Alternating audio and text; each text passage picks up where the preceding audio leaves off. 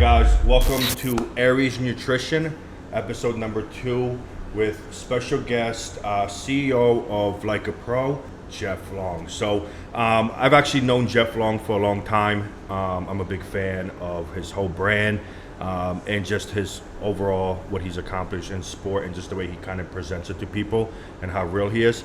But I'm going to basically let him introduce himself, and then I'll just chirp in here and there how I know him on different occasions and stuff like that. So Jeff, go ahead and let everybody know, who you are. Like, who is Jeff Long? All right. Well, first of all, thanks, Pat, for having me on. Who is Jeff Long? Well, for those of you who don't know me, I am an IFBB pro bodybuilder and the owner of Like a Pro Supplements. Been around the game for a very long time. I mean, been training since I was 10. Started competing when I was 20. Competed 13 years straight, 7 years as a pro. Now I'm retired. So now all my main focus is on my supplement company, Like a Pro. And yeah, I mean, that's pretty much it. It's all everything I do now. It's like I retired from bodybuilding. I run my supplement company, and I'm a father of 2. Much more to say. Yeah, you're a talker, I can tell. So I'm going to help you out a little bit. Yeah. Help you out a little bit. Well, this is only my second podcast ever. Okay. It's okay. Hey, listen, when you're a bullshitter like me, you just get used to talking all the time. Yeah. No, in all reality, so you said you started training when you were 10 years old, right? Yep. What even got you into the aspect of even wanting to train? Because, I mean, normally when somebody's 10 years old, the last thing they want to do is go beat up weights and be in pain. They're Pretty usually much. sports and video games. For me, it was actually, I watched Pump and Iron when I was 10 years old. And that kind of what sparked, the whole weightlifting thing, wanting to have, muscles and all that stuff. Look like a comic book guy. Right. So when you're 10 years old and you see something like that, it's like, wow, I want to look like that. Yeah. So, long story short, I told my dad I want to look like those guys. And next day, he took me in the basement and started teaching me how to weight train, one step at a time, one exercise at a time, and just slowly over the years just built up. And then, 20 years old, I finally got some balls and got on stage. And the rest is history. I mean, when I stepped on stage at 20 years old, I didn't know what I was doing. Obviously, I didn't diet. I just bought posing trunks. You didn't use a coach, nothing? No. Just my dad. I mean, okay. We just trained, and I didn't know anything about water depletion. I didn't know anything about carb loading. I think I drank like a gallon of water like every day, even the day of the show. Yeah. Ate my normal meals. Like I said, I didn't diet and do cardio. We just trained. So did the show. Ended up taking 4th out of 7, which isn't too bad. But I mean, I didn't know what I was doing. I wasn't definitely not show ready, but I wasn't fat or anything. You were literally. I was just husky, big, and that's what got me known. Like that first show, people saw me and they were like, "Who the fuck is that?" Right, because like of the size. Enormous legs. First thing, was calves when I started. Like as soon as I walked on stage, it was like my legs and my calves, and then turned around backwards, it was my back. Yeah. You know what I mean? And my dad was a big fan of Franco Columbu, so the picture he had, the vision in his mind was the Franco Columbu back. Mm-hmm. So we just built my back, built everything up, and when I stepped on stage, that was the vision of, wow, like who the hell is that? Back is thick, he's just big overall. Not in shape, but he's got a bright future. So fast forward to, that was, I believe that was July or August, I don't remember. And then there was another show, the Gold's Classic, I think October. Mm-hmm. Decided to go for that show and dieted for that. No coach, just my dad. Yeah. So we basically did what my dad would read in, Muscle and Fitness, what Arnold and all those guys did. Eggs, steak, bagels. And that's what we did. Still no cardio, just crazy intense workouts. Yeah. Just balls out. I mean, throw up. I would do extensions till I could not get off the machine. I would get up, I would fall. So it was just super hard, intense training, and I ended up doing the golds. I ended up winning novice, and then doing the men's open. I ended up taking second, and you're talking, there was like 20 guys in my class. A couple guys that were nationally ranked. Another guy, TJ Hewitt, he was like 50 years old back then. He went on to do light heavyweight that year at nationals and took third. Yeah. So I lost to him. So I didn't feel bad. You know, I ended up taking second in the men's open. But again, I stepped on stage and people were just like, especially the judges. The judges loved me. I don't know what it was. It's a female judge too, one of the females, that she loved me. So I don't know if I got extra pointers for that. But I have a feeling you were so young but so massive. I don't think they were used to seeing that, like, during that time, especially on somebody that was young. Yeah. Like, to pop out of nowhere, like, because now you'll catch a lot of these guys like that. It's starting to kind of wither down since physique and classic physique became the main sport. But before classic showed up, and then when physique was just starting out, there was a lot of younger guys, which is very recent, that would be pretty heavy. But yeah, you were unique. Something unique. And the thing was, what shocked a lot of people, when I did that show, I ended up walking away with a couple big trophies, was that I was drug-free. And that was basically, like, I blew their minds. They were like, you weighed in at 200 pounds, like 201. 20 years old, you're drug-free. And it's like, you battled guys that were on the national stage. And another guy, he went on to take third at light heavyweights that year. And it's just, I've been training since I was 10 years old. You know, using performance-enhancing drugs at that time, that never crossed my mind. I didn't know what it was. My dad never mentioned it to me, so it was just something I didn't know anything about. And then, so I decided to do the next show, which was a week later, the East Coast. Yeah. Just general, you know, Gold's Classic East Coast. So I did the East Coast show. Again, didn't know what I was doing. I ended up dropping like 6-7 pounds that week, and came in as a light heavyweight. And I ended up taking second to another guy. He went on to actually drop to middleweight at nationals, and I think he took second at nationals that year. Just razored. So again, I'm drug free. I didn't feel too bad because he was like on the lighter. He was like 178. So he went as a middleweight at nationals. So for me, it's like, man, I'm drug free, and like I'm battling these guys that are obviously much older than me, and I'm neck and neck with them. Obviously, muscle maturity, being, you know, shredded glutes. My ass wasn't striated, you know what I mean? But the shape, you know, of the muscle, you know, I had small waist, big legs, you know, broad shoulders, big arms, thick chest. I mean, I had everything. So from there, year and a half later, you know, I just continued to do more and more shows, drug free, until I met, you know, my first coach, and then kind of just took to the next level. Right. And from that, now we're here. Yeah. I remember the first time I ran into you. Oh my God, this was like over 10 years ago. It was actually at Fred Biggie Small gym.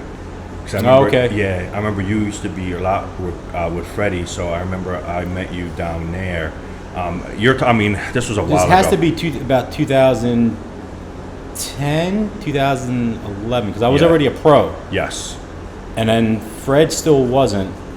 And I think Fred won in 2011. I think it was 2 years after me. So it was around that time frame. And I remember being there, and that was just when I just first started working out. And so if Jeff has the definition of genetics, I have the definition of the complete opposite when it comes to genetics. But I remember at that time, I wasn't used to seeing anybody that size. Like, I was never in that world around those individuals. Like, now it's just, that's all I'm used to seeing. Right. So I remember when the first time I seen it, I was like, why the fuck is that guy that huge? Because you used to always wear big clothes. But listen, when you're fucking 280, 270, right? And you know, you're 5'8", right, Jeff? 5'8", 5'7", 5'9", 5'6" and a half. All right, we're gonna call it 5'7". To say 5'7". So when you're that heavy, man, and you have that much muscle and you're wearing big clothes, you look like a big ass muscle rectangle. Like imagine a SpongeBob but with fucking belly muscles popping out from different areas. And I was never used to it, and I was like, oh my god, I never want to get that big. And then when I got used to the whole world, I was like, wait a second, that is the whole idea. And then, you know, presentation, clothes and all that stuff does the whole different thing. But yeah, I remember how shocked I was, like, seeing like something like that in the size, because I remember Freddie was big, and I remember during that time, man, you were bigger than Freddie. Yeah, like, really heavy, man. At that time, I mean, my average, like 270, but 270, 275 on your height is on like, my height is like 3 and change on 6 foot. It's big. Yeah. You know, and the thing is, it's like, I felt great at that. It's like, that's why, I never got heavier than I ever did in 2008. 2008, I got up, I tipped the scale at 292. That was at night. Yeah. We went to, me and my wife, went to Outback, big steak. Yeah, you had your meal, so everything. So yeah, I was 292, but that was the heaviest I ever stepped on a scale. Morning weight is probably low 280s. Yep. You know what I mean? But that was the heaviest I've ever been, and I never got that heavy again, especially in a morning weight. I just kind of fluctuated between like that 265, 272. That's about where I felt good, where I was still in decent shape, you know, and nothing overbearing, you know, being 290 pounds, you know, coming up on 300 pounds is just crazy. Yeah. Now, looking back at that, since we're on the subject, would I ever do that again? Get up that heavy? No. Because I've learned over time that it's just not necessary. Right. Especially at my height. No, I agree. You know what I mean? At my height, it's just not necessary to carry all that extra. And plus the amount of food I was eating was just astronomical. When people ask me how much we are, I was eating 800 grams of protein a day. Yeah. Now, was that necessary? No, absolutely not. But did I know any better? No. I just was eating a pound of meat per meal 9 times a day. Because during that time it was like just eat your cows every day. That's what it was. When in reality we know more as time goes on. It's so really the carbohydrates. over time, I learned a lot. I learned some, from coaching and stuff like that. But a lot of it I learned on my own from trial and error, which is why the last few years, the last 5-6 shows I did as a pro, I did myself. And I ate much less, and I still came in. I was still just as big. I still got the 270 in the off season, eating a lot less food. A lot less protein, especially protein. Now, your food during that time was always heavy in protein and somewhat in carbohydrates, or was just overloaded with protein all the time? Back in the day, let's go back to 2006, 2008. No, up to 2007. That's when I was with John.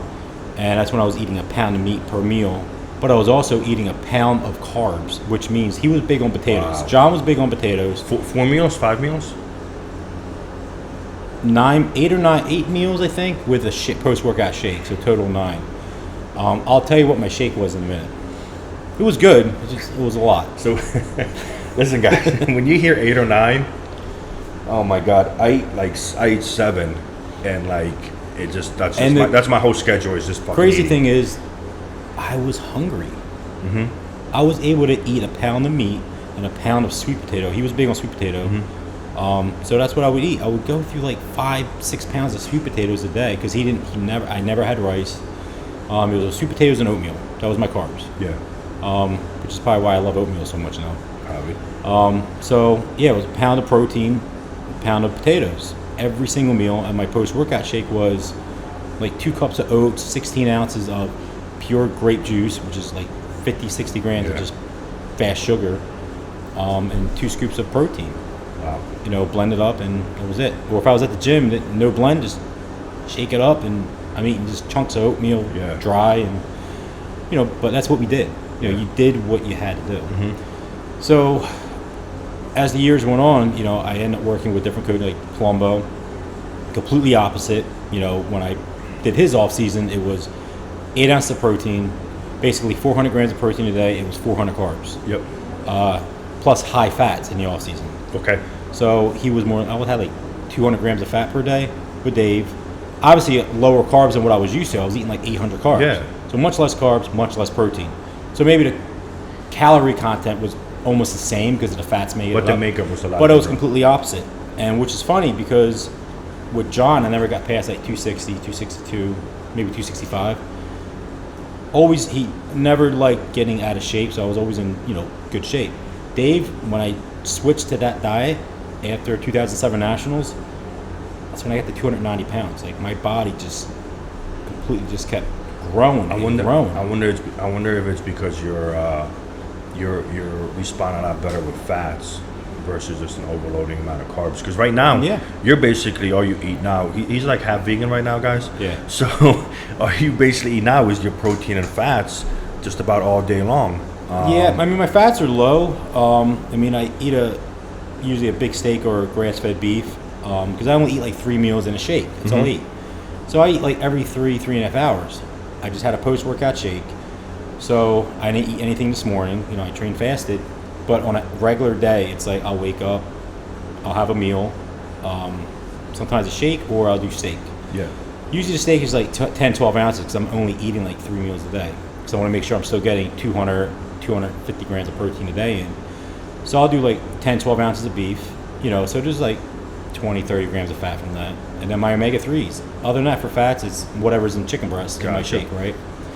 Other than that, I overload on my vegetables, and then the protein. So I don't eat a lot. Yeah. So if you break it down, I mean, I'm probably in a deficit. And then obviously Saturday night when I have a cheat meal, I go above that. And this is where the genetics kicks in, where you're able to retain so much and stay full. And people are always amazed at how little I eat and how I'm able to maintain my size. Now, I think a lot of that has to do, and I got the same conversation, for example, with John Meadows. Like, John Meadows eats 2-3 times a day. He doesn't get hungry at all, but he's always lean, like there's no tomorrow, always rock hard. It could just be a matter of both of you guys trained since you were little. Yeah. So the muscle maturity is insane. I think just everything gets sucked in.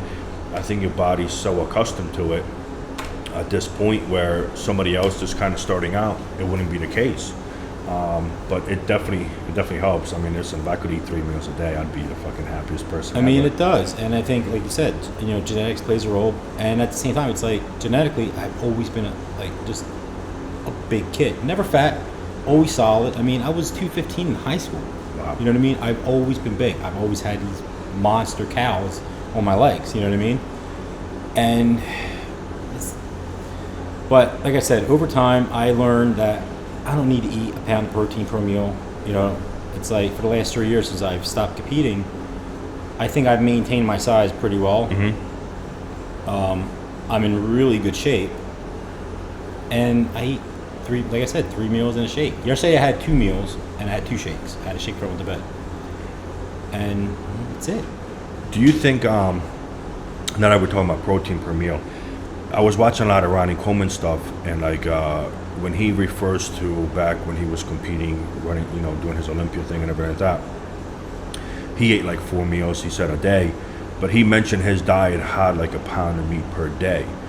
Now, when I think about back to those times, a lot of those guys, when they got really heavy, their waist got a lot of extended. Now, it seems like nowadays a lot of guys learn how to control that. Do you think a lot of that has to do with the amount of protein that could be sitting in the stomach? I think it has to do with the amount. Yeah, I think it has to do with the protein and just overall food consumption in general. Right. But I think the protein is harder to digest than carbohydrates. I could be wrong. No, it is. Especially red meat is insanely a lot harder. Very, very slow. Yeah, and all protein, chicken, but obviously chicken, fish digest much quicker than red meat. But white rice still beats it. Yeah, I mean, but eating tons and tons of protein, you know what I mean? It just sits there. Yeah. And I think that definitely plays a role. And then you tackle on the other side of it, everything else that people are doing, especially these days. It changes the game. Yeah, it changes your entire physique. Yeah, I think. And it doesn't change it for the good. It Yeah. changes it, which is, I think, people can bash me because I say like I'm becoming a fan of like classic bodybuilding, because that's what bodybuilding is. It's like, even though you look at Cutler, he naturally genetically has a wide structure. Correct. But Jay never had on stage. He almost like a vacuum on stage when he did a front dog bicep. Yeah. Versus someone like Coleman, he looked like he was pregnant on stage. He did. You know, so it's like, you know, Cutler, maybe he just held it in, but a lot of those guys back then had the big bellies, and I think it's a good thing that bodybuilding is getting away from that, and I think it's going to become more appealing, you know, since, you know, people want bodybuilding to be mainstream, and you can't be mainstream with that big ass guts and stuff like that. Yeah, almost like where you can't be relatable to everyone. Yeah. You know what I mean? Even though bodybuilding, it's kind of different than football and all Correct. that. But at the same time, it's like, you want to be mainstream, don't walk on stage looking 9 weeks pregnant. Right. You know what I mean? Clean your shit up. It was really called out by Arnold. Yeah. A couple years ago, and which basically put everything in motion for classic physique. I mean, I remember even Kai Green. There was a point where he was getting to where his belly was out of control. Yeah. And he got called out for it, and then he fixed it because, I mean, Kai Green, that dude looks great right now, man. Like, so many people want him back on stage. He'll never go. Like, the reality situation is, guys, Kai will never compete again. This guy, like, Kai Green is a business person. Like, Kai Green is business, right? So for him to, if we think about it, for him to go back on stage, he has to put his whole career, which his career is Kai Green, on hold to prep. You can't travel, do everything that he does, And why prep. would he do that? It's like, he competed for years, right? He did the whole bodybuilding thing. So why would he stop what he's doing? I mean, he's a bigger name now than he was when he was competing. And to me, like, when you see some of his posts, it's like, he looks like he's having more fun now doing what he's doing. You know, obviously training hard, but he's making his films or whatever he's doing. He's the Comic-Con, you know, and everything else he does. He looks he's having a lot more fun doing what he's doing now. Like me, when someone asks me, like, am I going to get back on stage? And it's like, it's been 3 years. I guest posed last year. You know, it was awesome. Got on stage, guest posed, you know, flex with kids in the crowd. But when I got off stage, I didn't get that spark of, I miss this. Yeah. I think it's behind me, and it's like, I train every day. I do my cardio. I still eat like a bodybuilder, just less food. I'll get to that in a minute. I got a question today in my Q&A. And I'm having more fun now doing what I'm doing, running my company, growing my brand, obviously, training, making goofy videos. It's you know, people can say, oh, well, you're just being lazy. You know, no, let me tell you something. I can prep. I'm prepping now, basically. You're like 3 weeks out. Yeah, it's like, you saw what I look like today in the gym. It's like, I'm in phenomenal shape. I can do a show, just say, let's go with 6 weeks. Yeah. I can be on stage with a little bit of this, a little bit of that, right? But I just don't, there's no point in me competing. Right. There's no, okay, yeah, it might get my brand more exposure. It might make me Instagram famous for a day or that weekend that, oh my God, Jeff came back. But then when Monday comes back, all right, what's new? What's new on the next thing? You know, and then it's like, nah, I didn't really do anything, but I just did 8 weeks of supplements that I put in my body. Yeah. And for what? For nothing. Yeah. So I just don't see the point of me getting on stage. I think, in my personal perception of bodybuilding and the whole idea of competing, the reason behind it is a lot different when it was in the 90s. Okay, so in the 90s and the 80s, kind of in the early 2000s, bodybuilding meant that what you do on a show and what you do in the gym, that's it. That is the end result, and everything correlates around that. You know, there's contracts being thrown out, you're in magazines, that's period.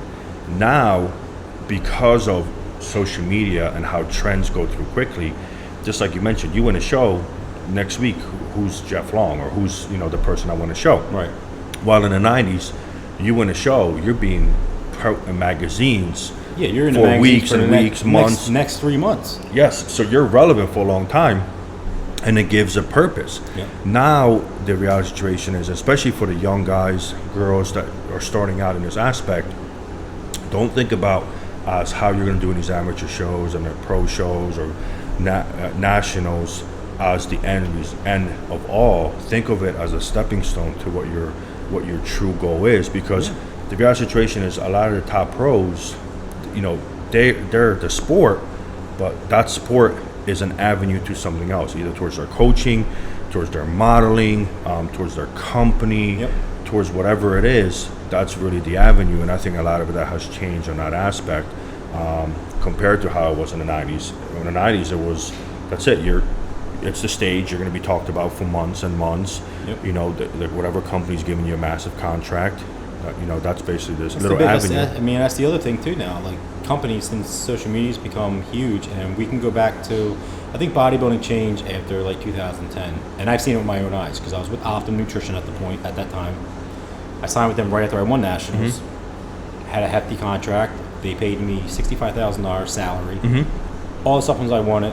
All my travel. I think I had like 10 or 12 appearances I had to do. And then second year, they re-signed me for a second year. I got more money. So it was great, right?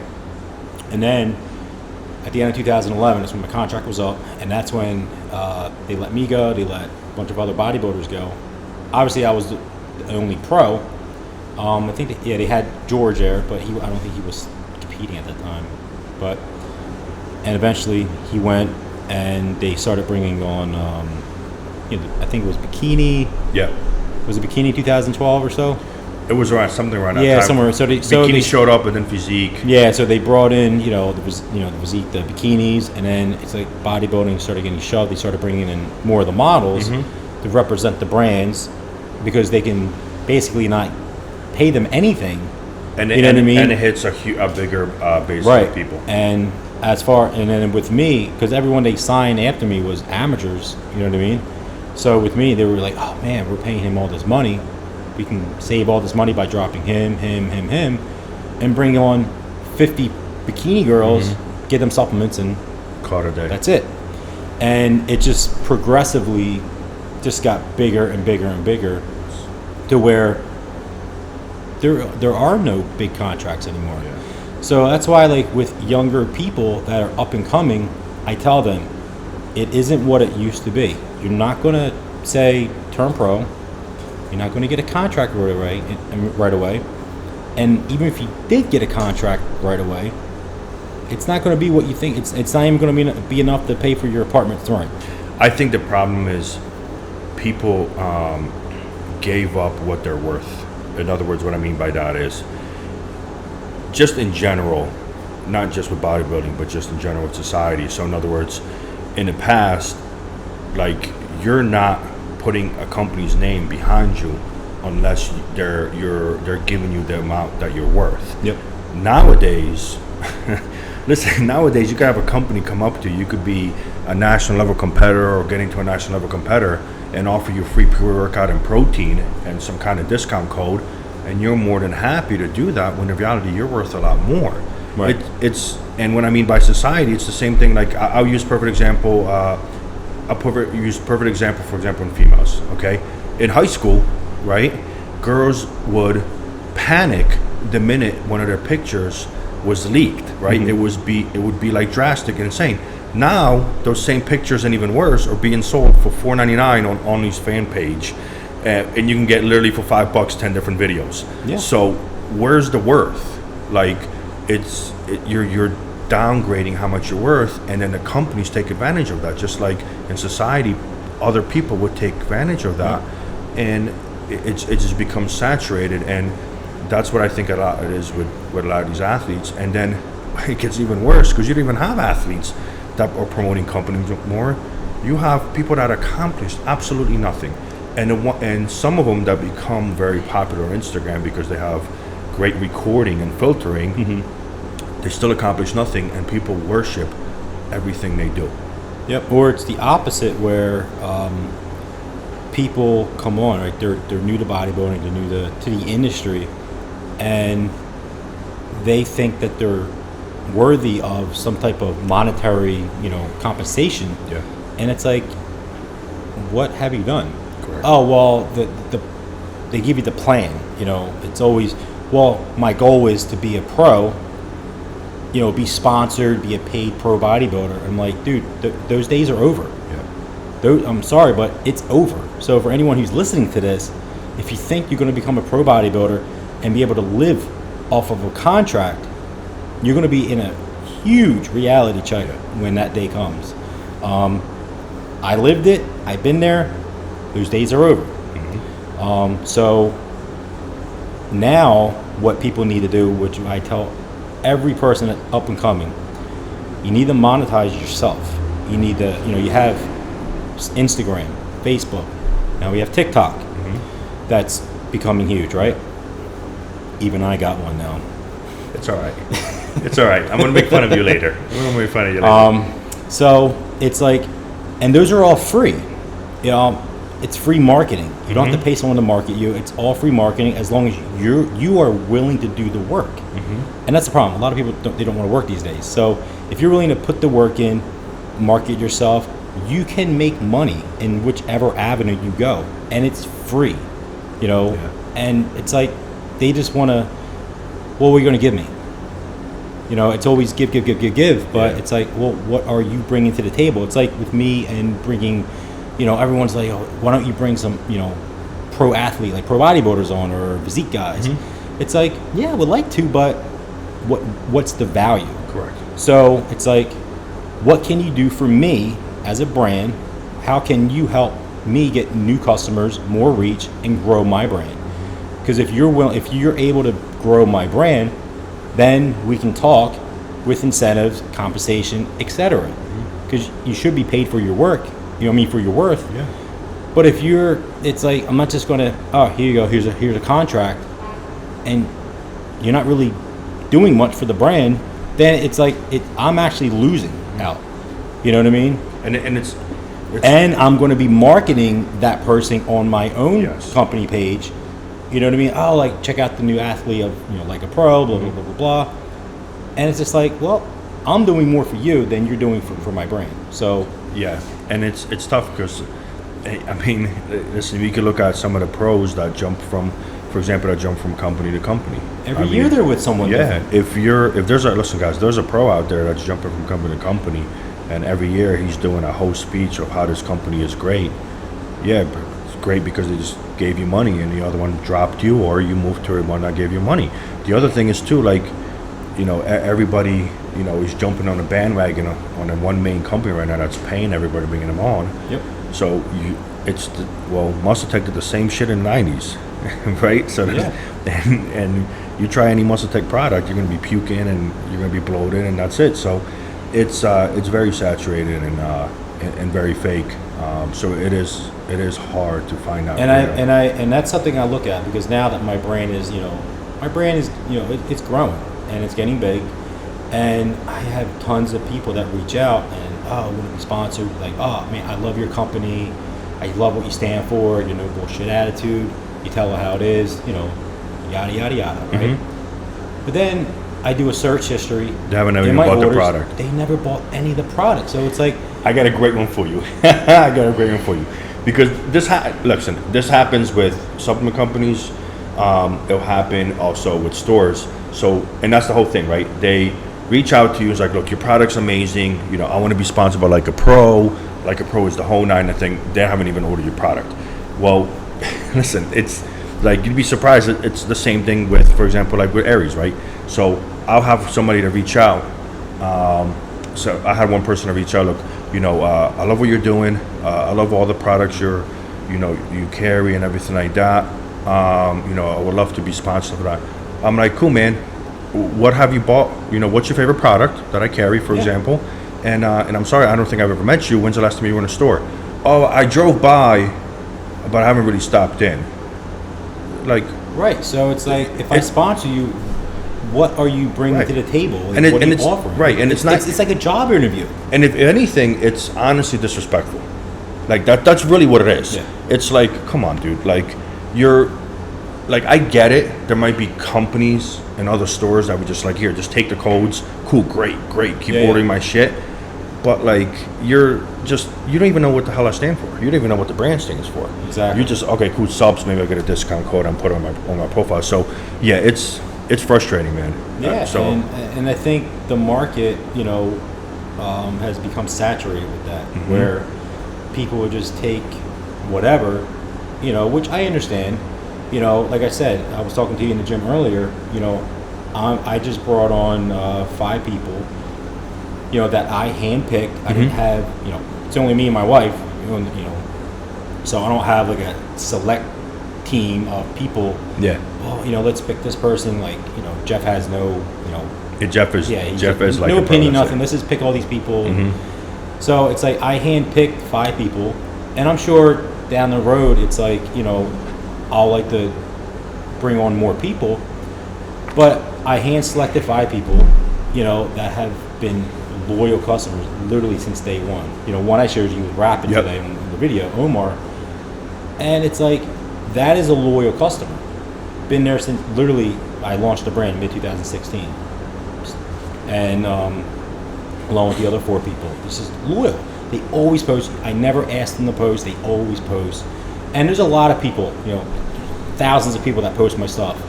But there's always those people who stand out. You know what I mean? They always go a little bit further than what you ask. So it's like with the 5 people, it's like I don't ask for much. It's like 1 post a week. It's not asking a lot. And so it's 4 posts a month on the page, and 3 to 4 story posts per week. It's not a lot at all. Yep. So what I'll do now is sit back, which it probably won't be an issue with the 5 people that I chose. They'll probably post 20 or 30 times in their story.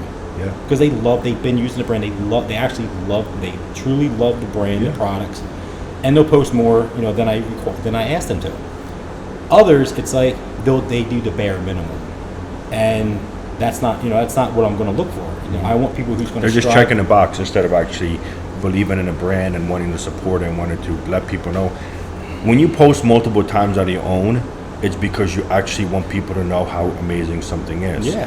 When you're just checking a box, you're just checking a box just to get your. It's like when you go and you get hired, you're doing a job. It's a specific position, right? You have a specific job you got to do, and you have people who's just gonna go to their 8 to 5 or 9 to 5 job, do the bare minimum just to get through the day, and then you have that one person who's always willing to stay extra, right?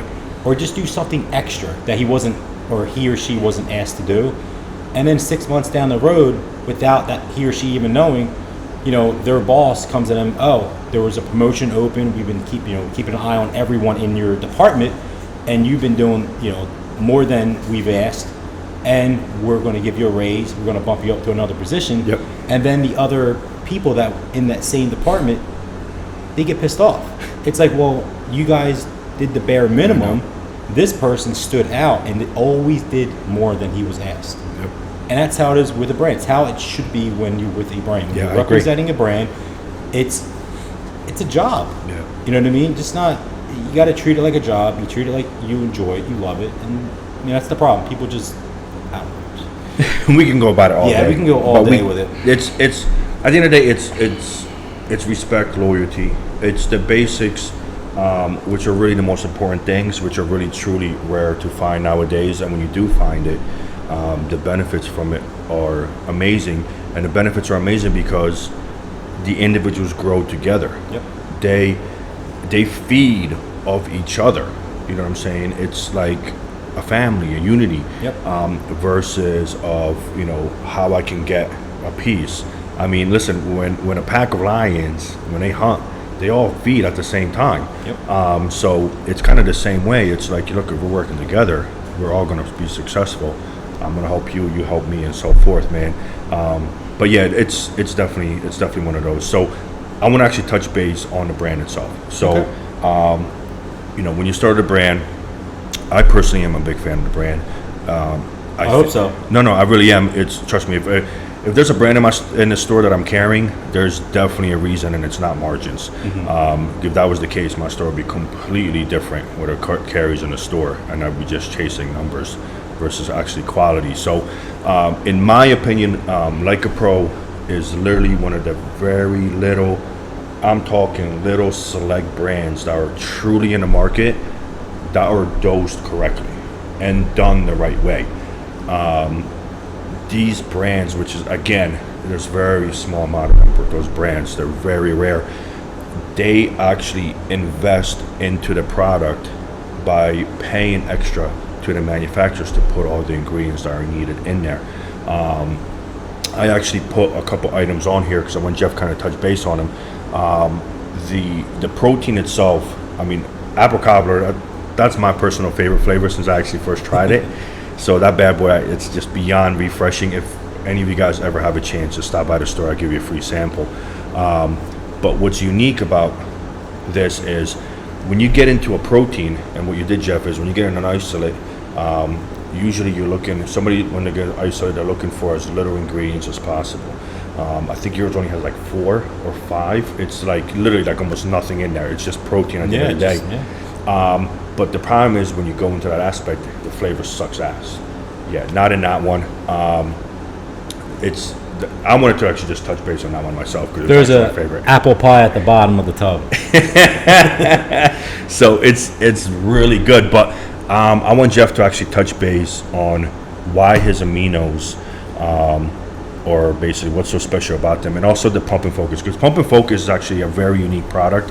A lot of people might not like it because they're looking for stim, right? If you're an individual that's just first starting out, especially in the gym, you're looking for overdose caffeine to get you into the air. If you're actually into weight training, and I'm talking muscle building and connection, you create your own energy. You just need that focus and pump. That's the formula for you. But my personal favorite is the lemon candy. I mean, this is a fire flavor. Lemon candy is awesome. I don't know. Lemon candy is great. I mean, cherry limeade was my shit. I actually just broke a tub of cherry limeade open yesterday because I've been killing the Ocean Paradise. Yes. Just because it's so hot out. And we can't go anywhere other than across the street. Yeah, and I mean, that's our vacations. I know. I mean, it's so refreshing. So that's what I've been killing for like the past month. Now I'm back on the cherry. So I'll do cherry for a month and then move on to lemon candy and then peach rings. I mean, you honestly can't go wrong with any of the flavors that I pick. And that's something else too. I hand pick all my flavors. Mm-hmm. I'm not sure how other companies do it, but I'm almost positive most of them don't. Especially the owners. Yeah. Me being the owner, I hand pick every ingredient. I formulate every single thing that's in my products. And as you know, I don't like using nothing but the best, which is why I have so many trademark ingredients in my products. I'm a big believer in quality, obviously, but when it comes to selling something to someone else, I'm not going to sell you something that I'm not going to take myself. Right. That's another big thing that goes around the industry. So everything I make, I formulate for myself. Now, can I formulate a high stim pre-workout that's badass? Absolutely, I can.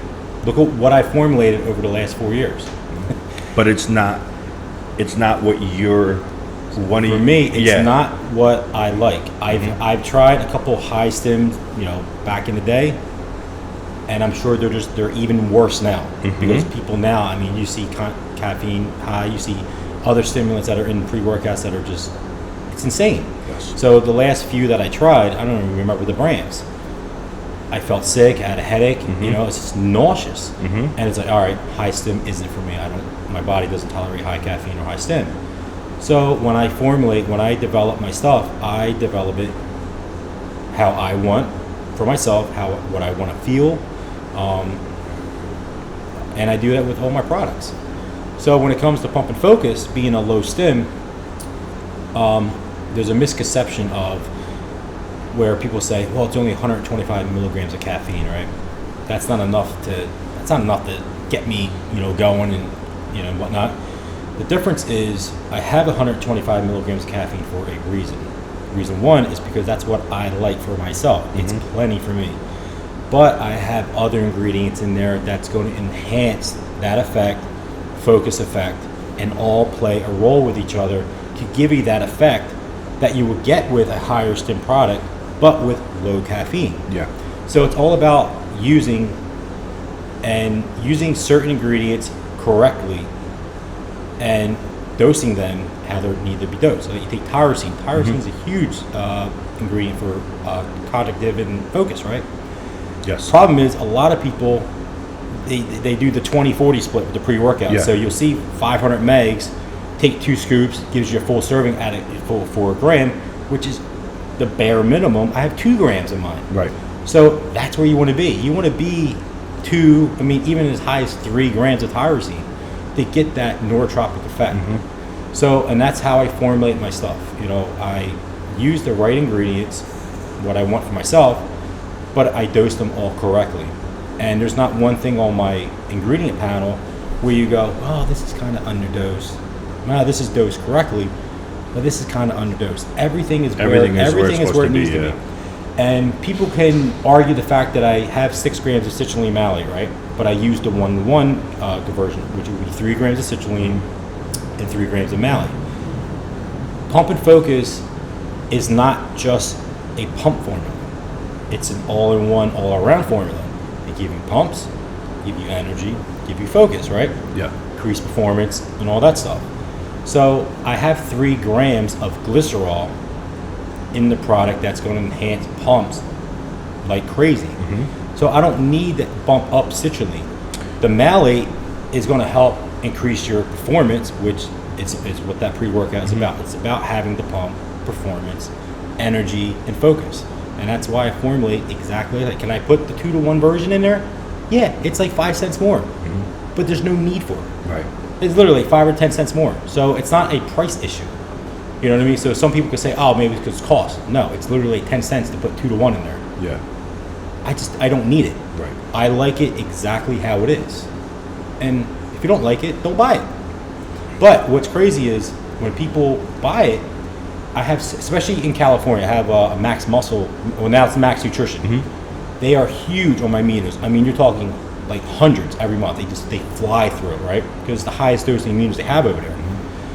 So the owner was actually skeptical of bringing my Pump and Focus because everyone over there in that area is stim junkie, right? So he brought in, I think like 4 cases, like 24 units, right? This is 2 years ago now. I've been dealing with him since literally 2 months after I launched the brand. And he took a chance. He said, all right, I'll buy it a little bit, see how it goes. He moved it, right? And he goes, dude, the feedback, especially when I changed it to the new version of the Pump and Focus, because I reformulated it. He goes, dude, I can't keep it on the shelf. People that used to be high stim people, they love your pre-workout. And I can't tell you how many times, like how many people have said that about that format. Like, wow, I used to take in like 400, 500, 600 grams of caffeine. I take this, it's like, it gets me going just enough and then stay sustained throughout my workout. It's knowing how to do it right. Stims are hard. Stims in general are hard to sustain yourself for a long period of time. The ones that do, I mean, you're going to be junked out for a long time. The only problem is, yes, they'll work, yes, and they work for a certain amount of weeks and so forth. It's just the sad. You burn your receptors out. Yeah, the receptors burn out, and then you just need stronger and stronger. And then your workout suffers and so forth, so it gets annoying. And then the thing that you mentioned about the aminos, there's I mean, I can only think of like 1 or 2 other companies that actually have correct dose of aminos. I mean, 5, 2.5, 2.5 on your essentials. I mean, and the thing is too with the aminos, if you truly know what you're doing, you know the ratio of 2-to-1 is the proper ratio. So when you see brands, 10-to-1 or 7-to-1, 5-to-1, it's like, what are you doing? Like, is it like a marketing thing? Like, I'm getting 5 grams of leucine, then you're getting like 1 and 1. It's like getting like really underdose of everything else. And then pixie dust of the essentials. Even if they use the essentials, which a lot of them don't. And the ones that do, pixie dust amount. It's not a lot. So which is why my aminos was dosed at 20 grams. So you're getting over 600 grams of aminos in that tub. Right. And then people can argue, well, it's $50, $49.99. But when you do the math, you take another company, say they have half the amount. The average price of aminos will sell for 35. 40, usually 40. 39, 30. Let's go with 35 just for the sake of this conversation. 35, you're getting half the amount. You gotta buy 2 of those, Which ends up which being is $70 versus 1 for 50. So just buy mine. Overall, every product they can say, "Oh man, your pre-workout $60." Okay, well go buy this company's pre-workout for $49, $10 less. Yep. You have 14, 15, 16 grams, which is obviously under my amount of 21 grams, and they're only giving you 20 servings. Correct. So when you do the math on that, you're talking technically my pre-workout using their math equation should be 75. Yeah. No, and it's true. I remember I'm huge on the whole breakdown and education aspect. What ends up happening is like I will carry budget-friendly product in the store, Of course, yeah. which is budget-friendly to me is just underdosed ingredients, but it's budget-friendly, right? Right. And then this is premium. Premium to me is there's ingredients not supposed to be in there. So majority of my customers, they know that I carry top of the line, so that's all they're coming in for. I hardly get everybody that's any budget-friendly, and even when I explain to people, like I remember, I'm not going to mention the companies. There's a company out there that has an amino. So once you add all 9 aminos, and they even have glutamine in it, right? It's in a blend. Yeah. Now it's in a blend. Of course it is. It's in a fucking blend. It's 5 grams. The blend is 5 grams. So that means 9 aminos plus the glutamine equals 5 grams.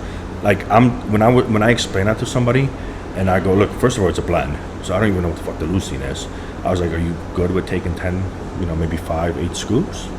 Because like that's maybe will get you there. Yeah, lasts you 3 days. It's insane. It's insane, and they don't really realize it because the marketing on the label is enticing, and they've been buying it somewhere else, and wherever they've been buying it, those people don't explain to them what they're buying is just the word on the label versus the actual ingredients. And the first thing they see when they see a product that's severely underdosed, that you can literally buy in CVS or Target or Walmart, Costco, it's that, oh man, pre-workout, $20, right? And they don't realize it's like you're buying basically flavored caffeine. Correct. And you take it with the aminos. Oh man, $19 for aminos. Or I go to Amazon, $12.99 for get your aminos this big. It's like the infant size amino containers, right? Because the scooper is so small, you got to take 9 scoops to get a full serving. And they don't realize the first thing they always see the price, and that's the problem. And then they see my price or someone else that's higher. It's like, man, I don't want to pay $60 for a pre-workout. Yeah, but you're literally getting like 20 tubs of what you're buying for 20. You're spending like $300 for that dog shit. Buy this one. Yeah.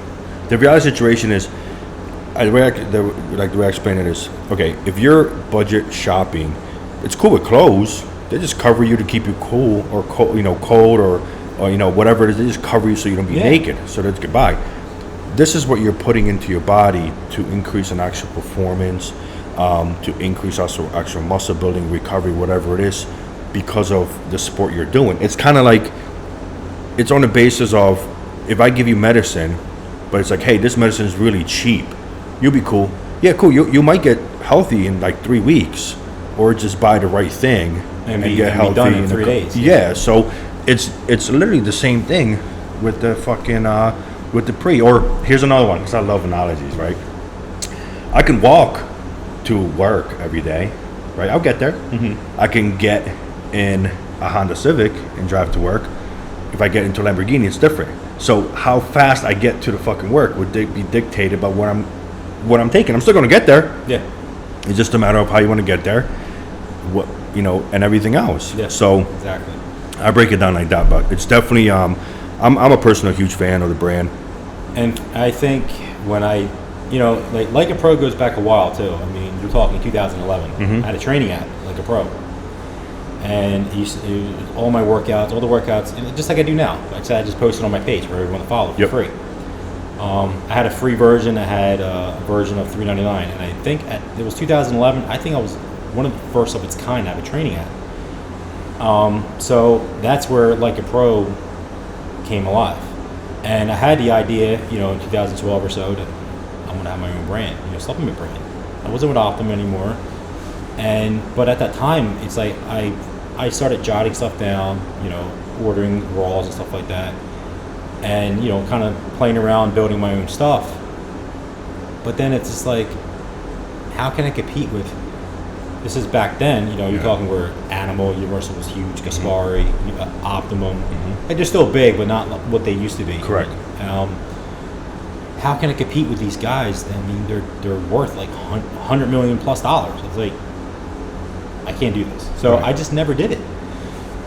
And then I went a couple years, you know, it wasn't with any company, you know. I ended up signing with Poland company Olymp in 2014. I don't remember, 2014.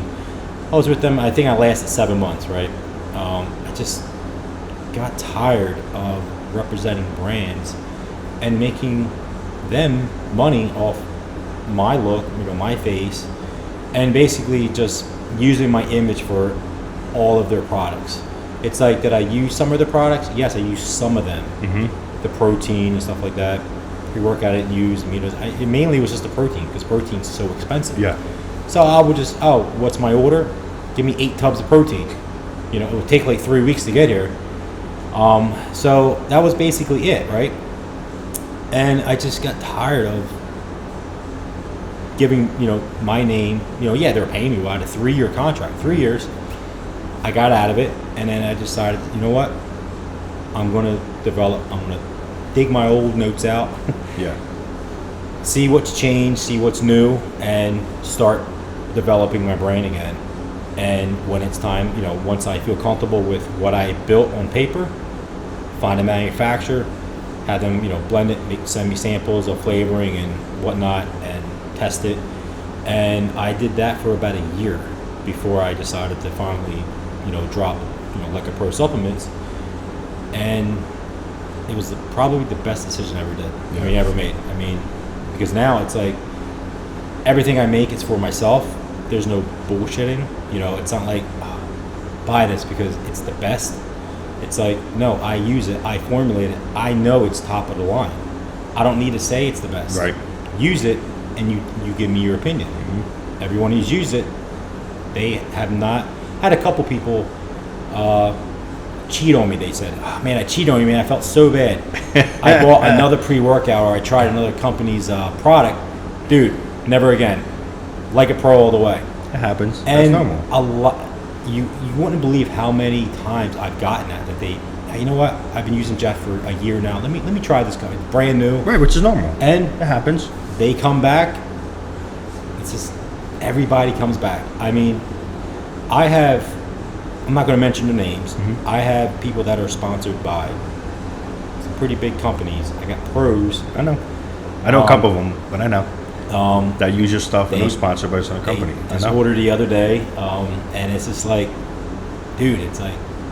And if you have a situation, that's just majority of pros are like that. Like they get the paycheck from the company sends them product, so they order my stuff that they could record with, and then they order. It's like another this. brand, it's like, let me post my sponsor's protein, best protein ever, and then they put their phone down, and then do what they got to do. Keep their phone and gonna order some Like a Pro, and then they're drinking Like a Pro off camera, but they post, you know.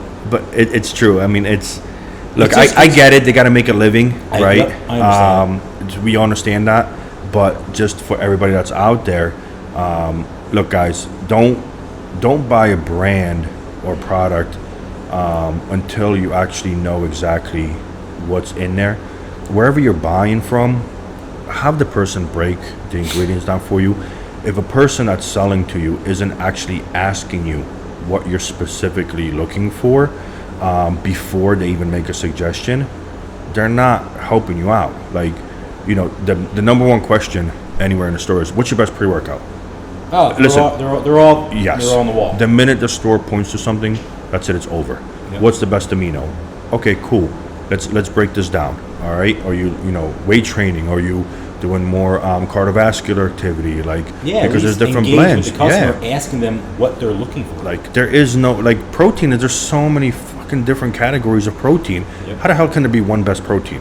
Yeah. It might be there might be one that's best for what your goal is and what you're accomplishing. But the very situation is, guys, when you go to the store, any store, because it doesn't have to be mine, I'm just referring just to the store in general. Yeah. These guys should be asking you exactly what you're looking for, and don't make a choice because, oh, hey, listen, well, if you buy this one, you can get like 4 more free. That's a problem. If a product has buy X and then get Z more on top, there's a problem for it, man. Quality is not cheap. Quality is not cheap. And I'm talking to you guys this way as a store owner. Quality is not cheap when buying brands. So I can tell you that from being a formulator, from a supplement company owner, that especially with what I use, it is not cheap. Yeah. And So that's why my prices are where they're at. it's almost impossible to do, like, it really is impossible to do non-stop sales if you have high quality products. Like, I have almost no sales in my store. Like, I have sales during events just to break even because it's a special event. Yep. And I want everybody to try the products when I have all the companies in and so forth. But for the most part, I make sure I'm priced lower than online, and that's it, because it's impossible when we run a sale. It's impossible when we do a membership card. What the fuck's a membership card? You know, that's the thing too, like when people talk about, oh man, it's like, you're talking about running sales and stuff like that. It's like, people need to understand, and this is what I always tell people. Some stores don't understand it. You understand it fully, and a lot of my stores, mom and pop stores, or smaller businesses, I guess you call them, or understand it. Is when you're wholesaling, obviously, I need to make the right margin, right? So then when you get it, I tell the owners, they're like, well, what's my MAP pricing? I'm like, go on my website, right? I'm like, when you're a store owner, this is my opinion, is that you're carrying the brands for convenience, right? You want people to go to your store, right, for convenience. That's why people go to your store. Oh, I don't have to wait 2, 3, 4 days, whether they're in Jersey or they're in California, ordering online. I can just go to my local store and buy it right then and there. So why does the product have to be 10, 12, whatever dollars cheaper, or 10, 20%, however you want to do it, way cheaper? It's like, oh, well, I got to sell it for this. It's like, no, just sell it for what I have it online. Yeah. People go there for convenience. Correct. You know what I mean? So they go to the store, they buy it, there's no shipping, and you get it right away. So that's why, with all my stores, it's like, they all understand. It's like, yeah, we sell it for what you sell it for online. At the worst case, if we do like a sale, we'll do 10% off your line. Or if you have a sale, whatever they're doing, that's the sale for that weekend or that day, which is fine with me. But most of the time, it's what I sell it for, or within $5, which that's nothing. You know what I mean? Because I try to tell people, I'm like, stores don't need to carry the brand and sell it way cheaper than it is online. Just like Amazon, people buy it. People shop on Amazon for convenience because they can get, they can sit their ass home and get this stuff in a matter of 2 days or something. I need food on Amazon. I just ran out of Jeff's pre-workout. Oh, he has pre-workout on Amazon. I can get his pre-workout. I can get this and that, all in one bundle, shipped, right? And he gets it all in one package. And if it's Prime, it's like next day. Yeah. So a lot of these outlets, it's for convenience. The only thing is it's more expensive on Amazon, guys. It is. I am more expensive on Amazon. But yeah, it does come down to that's the convenience. That's what I sell. The Pump and Focus, Demitos, and Glycotrix on Amazon. That's the true retail, and I'm 2% below it. I sell it just a tad below that on my website. And I don't know. I just think with stores, like this, as long as everyone, as well as everyone else, store owners, that it's convenience. But a lot of them unfortunately don't know that. They have this misconception of, well, I can't sell a pre-workout more than, all my pre-workout costs me wholesale $12. So I sell all my pre-workouts for $25. Doesn't matter who you are. Yeah. Well, I'm sorry, my pre-workout wholesale is going to cost more than $25. Correct. And the thing is, and the problem is when it comes to that aspect too, is if you're a store owner, yes, the convenience is huge, you have to provide an experience and also explain to individuals why they need to come back and buy from you again. Yeah. If you're giving everything away for free and it's just not good product, they're not coming back to you again. They can just go somewhere else. No, and the thing is, it's like you do. It's like you want to engage with your customers. Same thing I do online. You know, I'm online all day. It's like if I'm playing with my kids, it's like I'm answering something. Mm-hmm. You know, I'm always engaging with my customers, Mhm. whether they're a customer, a future customer, or just a general question. Correct. It's like I'm always engaging, and that's huge. You know, people love that, especially when they're getting to talk to the owner, Correct. not a sales rep or someone pretending to be me. It's like they're talking to the owner. Yeah. You know, how many supplement company owners do customers actually really get to talk to, and how many supplement company owners respond to people that when you post something that they actually respond? There's not that many, man. Oh, there is. It's me. Yeah. There's very few, man. Another good guy, like I mentioned earlier, like John Meadows. Like John, I remember when I was reaching him at the brand, I reached out directly to him. I spoke to him. I dealt with him. He's like, look, just always text me directly. I know customers that I directed him towards John, for example, for like hypertrophy training and different things. They reach out to him and they're right away there going, holy shit, he answered his DM. I'm like, yeah. He's like, no, but he actually answered and talked to me. I'm like, yeah, man, there's somebody that actually cares. Yeah, I mean, and his shit is definitely overloaded because I mean his interaction is insane, but he still answers. Yeah, like that goes a long way, man. And just before someone takes it out of context, I mean, there are a couple other people that do answer. Correct. Yeah, And John Meadows is one. I mean, Mark Lobliner. Yeah, Mark definitely. He does a Q&A every day. Yes. You know what I mean? I do my Q&A every day. I mean, Mark answers. I don't think Mark sleeps because he does a lot going on all day long. Yeah, he's always on. He's always on his story. He's someone who's fully engaged with his followers and his customers. Watching Mark's IG story is like feel like I'm watching TV. I get Mark commercials, I get Mark advertisement. It's like all in one. I get some comedy in there. I get some family. It's like everything all in one when you watch Mark's stuff. So yeah, that's definitely true, man. So all right, well, I'm gonna get into some of the questions. Okay. So guys, I did an IG story where some people can ask some questions. So I picked some out that Jeff Long will kind of answer to you guys. So the first one is from Dean. He asked, Dean Perone. I didn't write his last name, but it's Dean. I only know one Dean.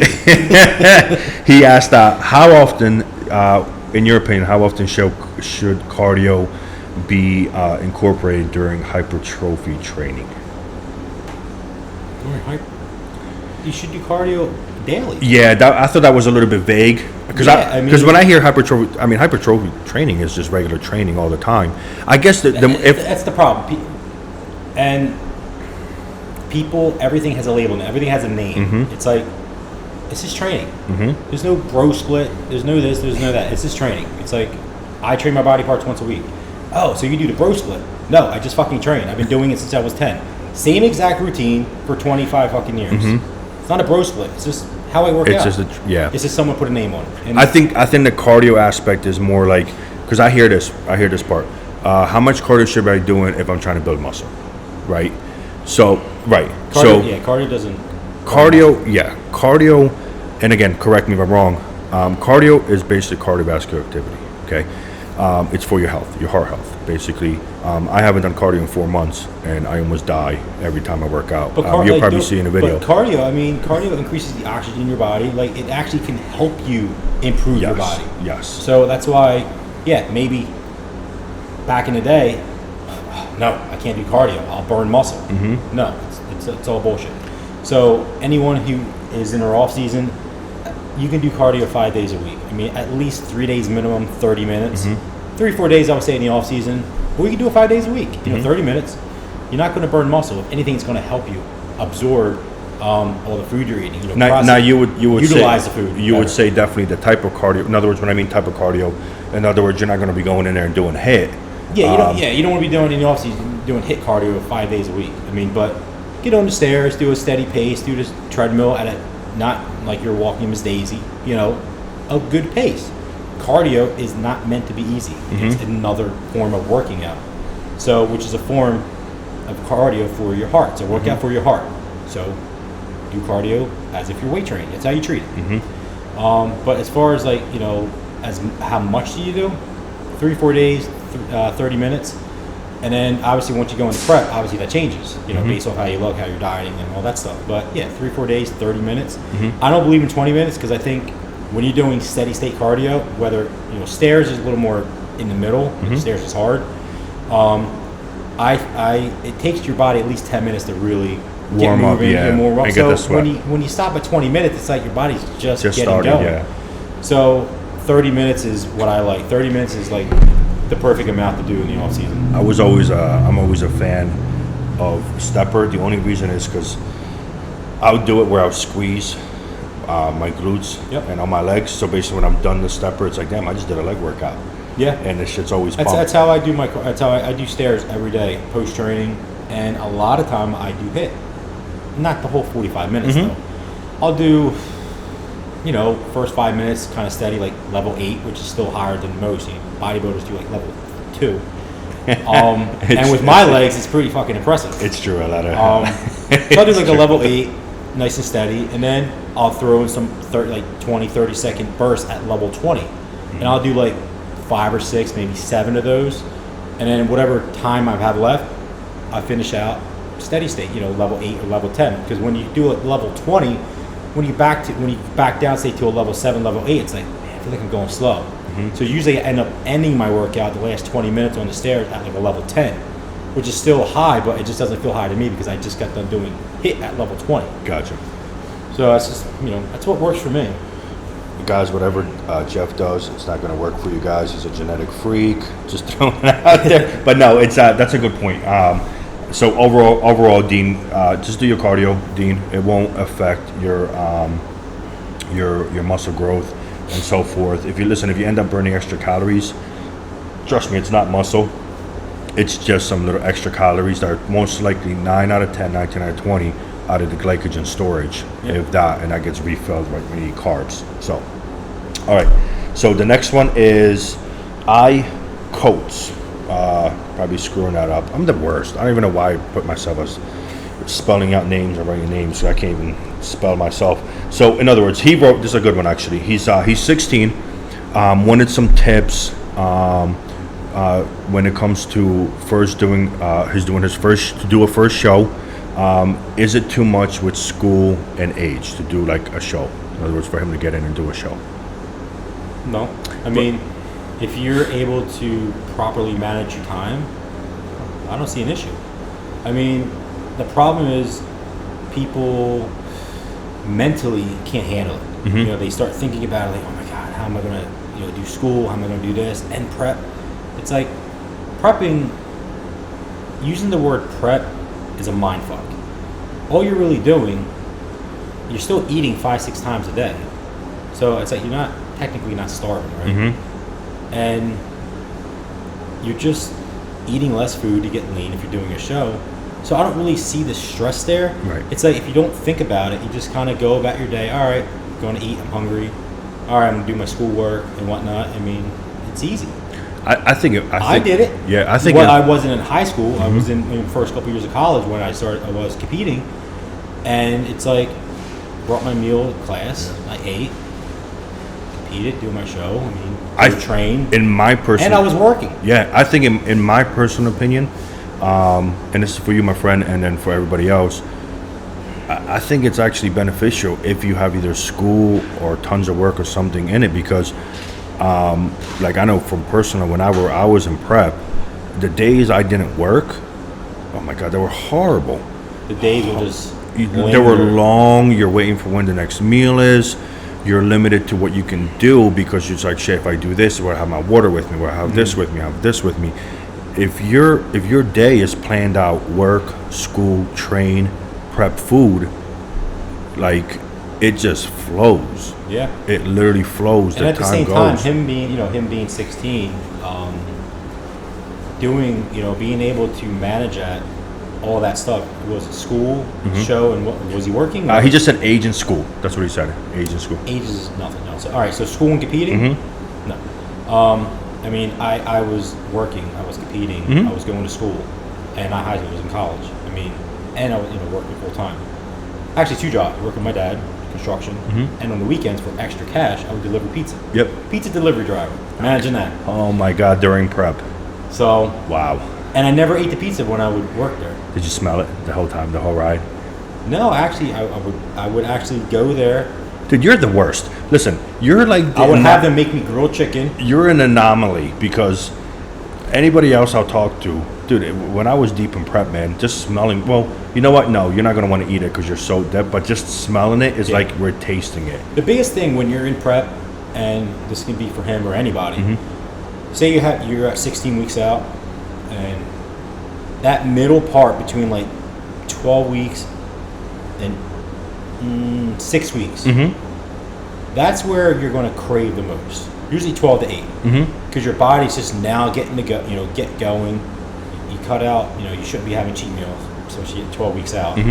But that's when your body really. That's when I notice with me. It's like it's when I really start craving. When you're 16 weeks out, you're still eating a ton of food. Yeah. 12 weeks out, you're still eating a good amount. But when you hit that 8-week mark, it's like food's a lot lower, doing a lot more cardio. Your cravings are through the roof. Yeah.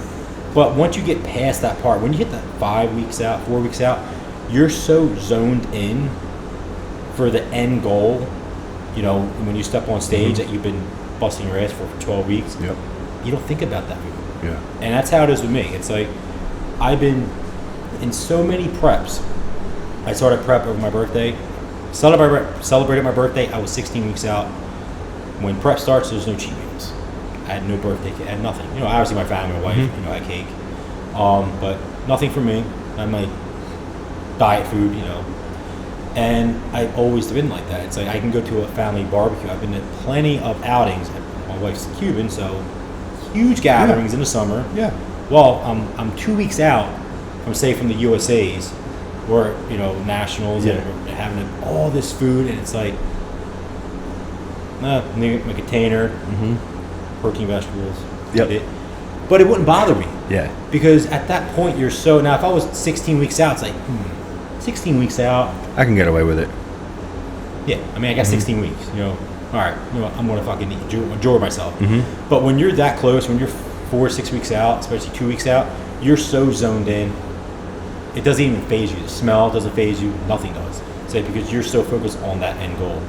And with me, it's like some people they don't like. Even my wife, nobody knows how I do it. My wife doesn't like. How do you not eat anything? It's just mind over matter. And it's like I've always been like that. I've always had that work ethic. I always had the dedication and all the other stuff. Since I was young.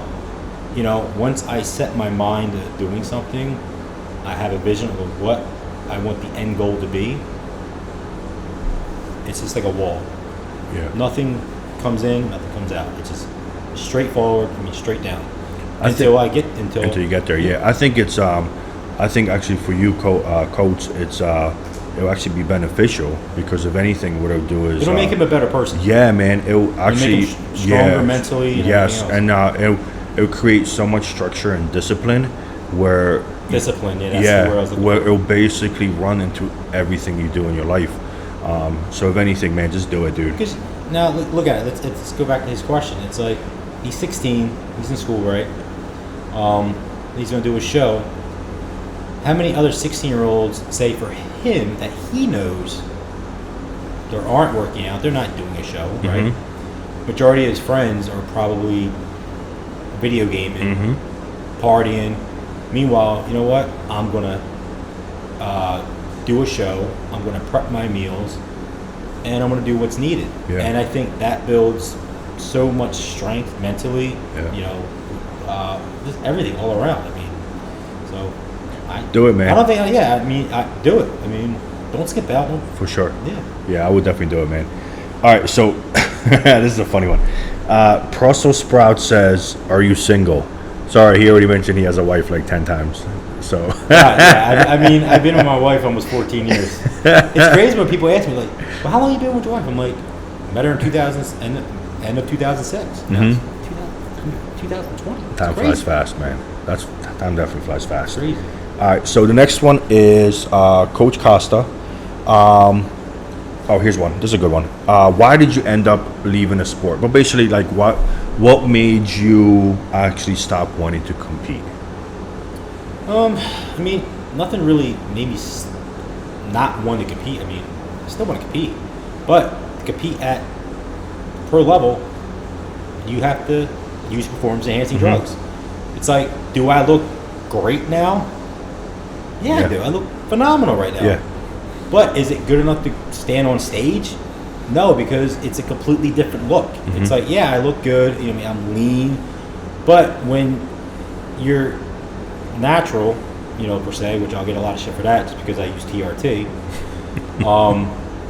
It's a completely different look. Yeah. And you know, that's the biggest thing is the drugs. It's like when I stopped competing, I just had my firstborn. You know, Jackson was born. I did 2 shows. I did Baltimore and I did Tampa. And obviously things didn't go my way. That could be another discussion. But I just kind of sat back, I mean, and just, I've been doing it for 13 years, straight, never a break, multiple shows every single year. Just had a baby. My company's brand new. I'm in the first year. And do I really want to keep putting this in my body? Yeah. What's the end goal here? Right. At that point, it's like, am I going to be on the Olympia stage? Well, it's been 13 years I haven't made it to the Olympia stage. Yeah. Granted, okay, top 6 to 8 in every pro show, which nothing to be sad about. I mean, but did I make it to the Olympia? No. Honor Classic champion? No. So I think for me, I look at it as everything I did leading up until I launched my brand, even now. I think it made me who I am. It made me who I am with my brand. It made what the brand is today.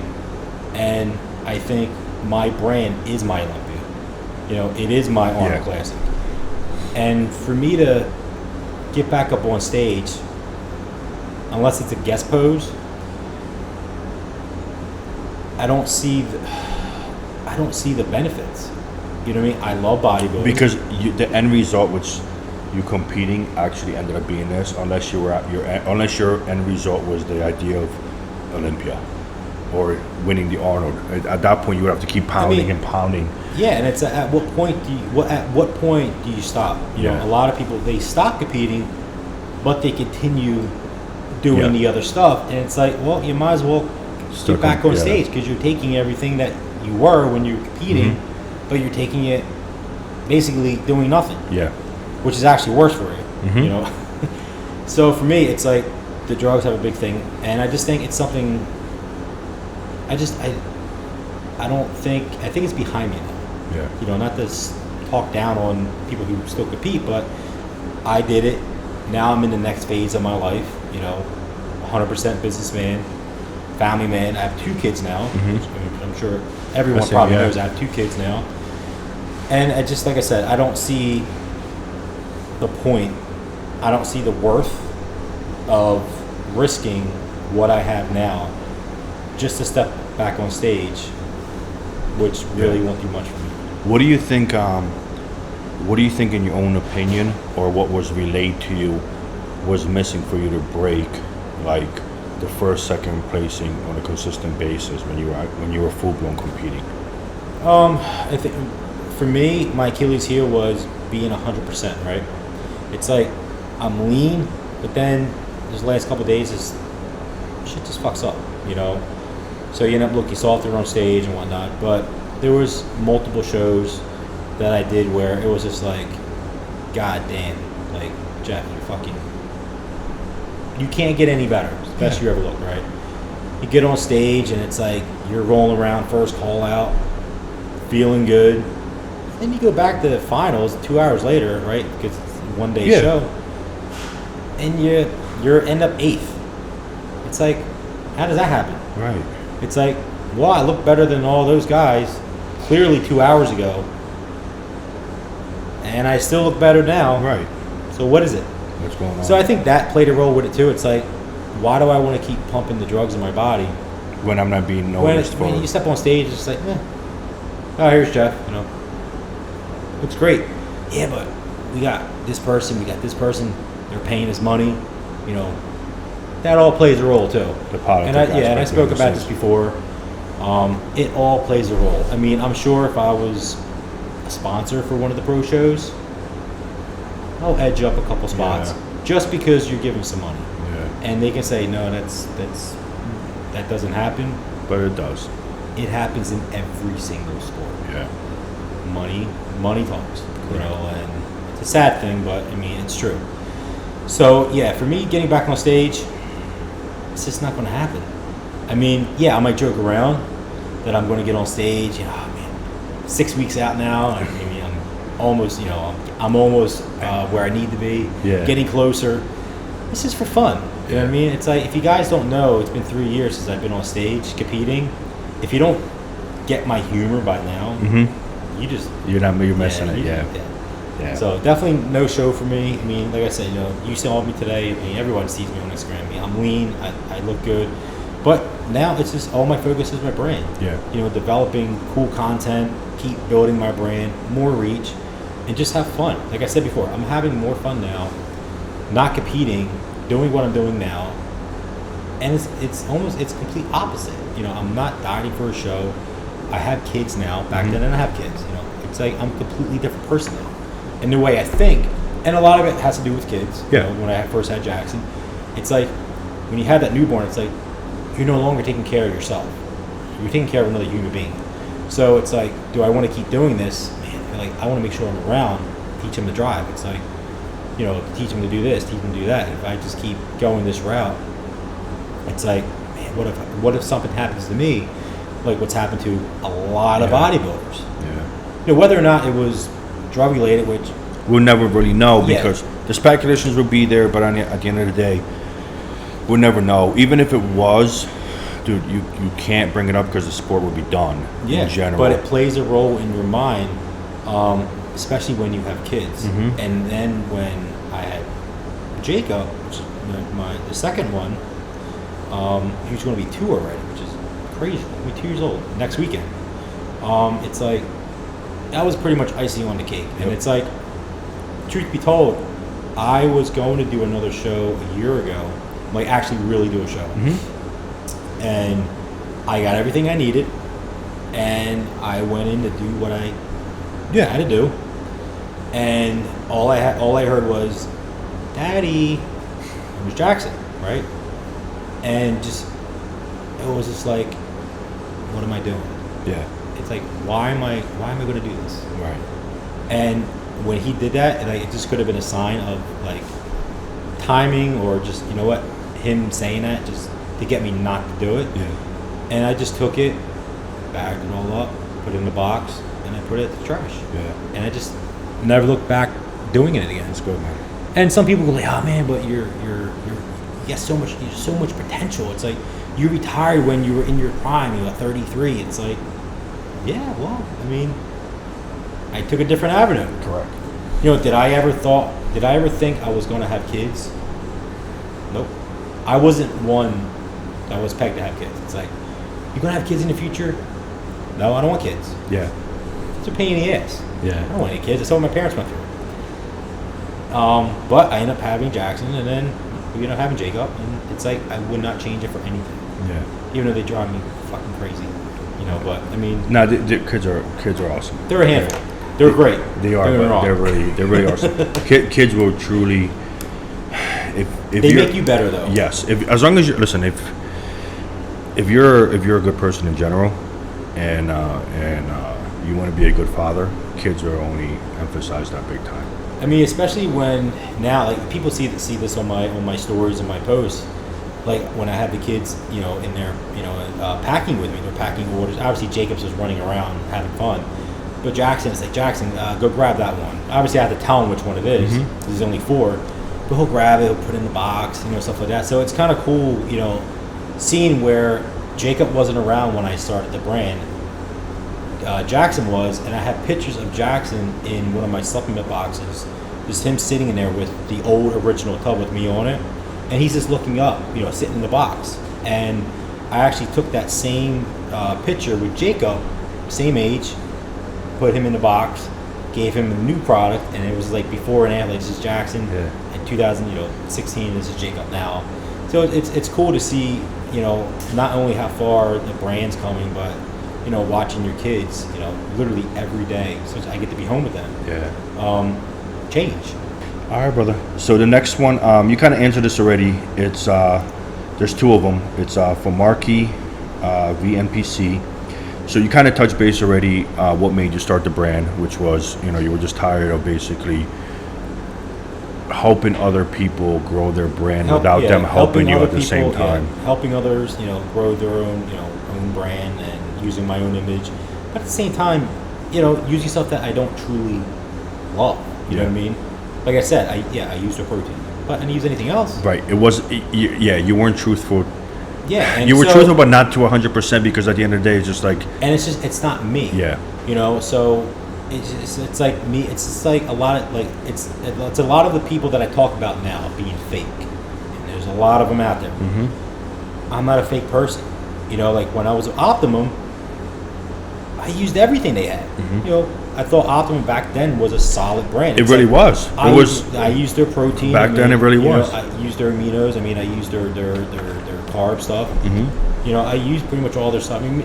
Some of the the extras, like their fish oils and like vitamins. Like I really didn't use it, but all their sports stuff I used. Mm-hmm. The creatines, I used all of it. Right. So it's like I felt good when I was representing that brand. But then when I got to Olymp, it was just like I'm becoming a fake motherfucker, and it's just not me. Yeah. And that's why I said, you know what, I'm out of here. I'm gonna start my own brand, make formulas, make products that I can truly stand behind. Mm-hmm. That, like I said, I want to build. Like I built for myself of what I want to feel, what I want in a product, and that's how I base all my stuff off of. Everything I make, I do it for a reason. I do it how I like it. I'm sure there's other flavors that people would love for me to have. But I don't like it. Right. I like this flavor, and that's what I'm selling. I got you. So if you don't like it, go buy someone else's. Because when you post, when I post the new Glycotrix flavors, right? Yeah. I posted 4 of them. Mm-hmm. So I have 4 flavors. I'm not launching all 4. I'm picking 2. Right. 2 that I really enjoy. And that's what I'm going to launch. Mm-hmm. Now, if you look at the comments, it's like, oh man, definitely do this, definitely do that. It's like, guys, if I put 16 flavors out, you want me to do all of them. Mm-hmm. I can't do that. Yeah. You know what I mean? I pick flavors that I like, that I can actually drink every day and enjoy. Correct. And that's how I do all my stuff. Well, thank God you actually made the line, man, because we all get to enjoy it. So that's let me touch huge. base on one more thing with the brand, in terms of besides the quality and all that. It's like I feel when I launched Like a Pro supplements, I set the standards extremely high. Correct. Throughout the industry. Correct. And I still don't think, till this day, I could be wrong, but I'm pretty sure I'm right. I don't think anyone has matched me yet, because the only way they could match me is literally copy it, and obviously they can't copy because then I'll sue them. Mm-hmm. So I think I set the standard, the bar is so high, it's just hard to touch. Yeah. So if anyone, that's why now I always talk about brands. It's like, brand came out with a decent pre-workout finally. It's not bad, right? It's good. But it's 20 servings. Yeah. So you're doing what everyone else does. Yeah. You're following the pack. Where it's like, you ever see those memes? The pack, and then you have the person says, fuck this, I'm go going separate off, way, go my separate way, do my own thing, build my own empire, how I want to build it. There's the rest, here's me. I'm over here. You don't like it, buy someone else's. Yeah. You don't like what I say, don't follow me. Right.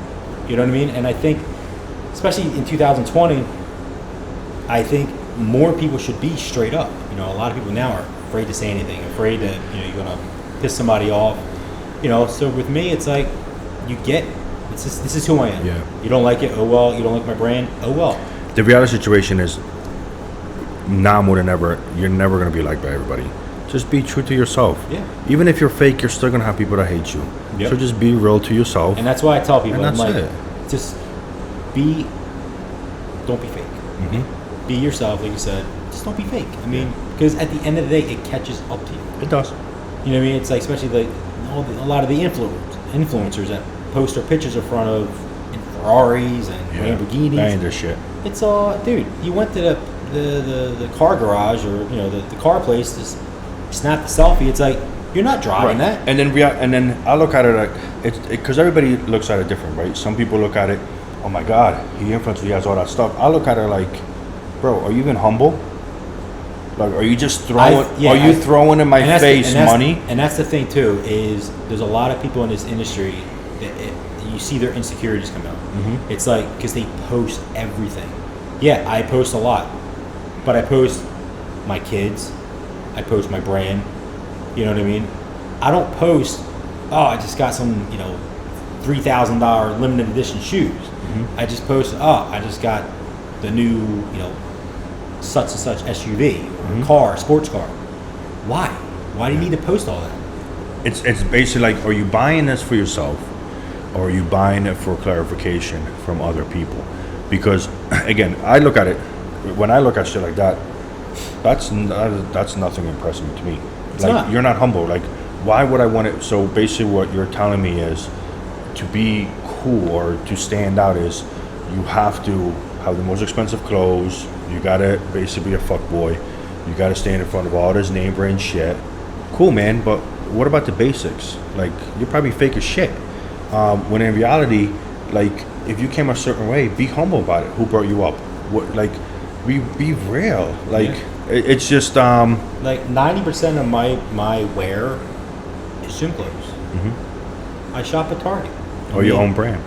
Yeah, of course I wear my own stuff. Right, but just in general, that's it. It's like, and that's the end. I don't need to go out and buy. I don't know. Do you have a Louis Vuitton wallet? I would never have Gucci wallet? I would never have a Louis Vuitton wallet. Gucci belt. I mean, I don't need to go out and buy that. I mean, obviously, plus it's not me. It's not who I am. It's a brand. So it's a brand, and after making my own brand, knowing what brands cost behind the scenes, dude, why do I need to spend $3,000 extra on something? Okay, let me put it this way.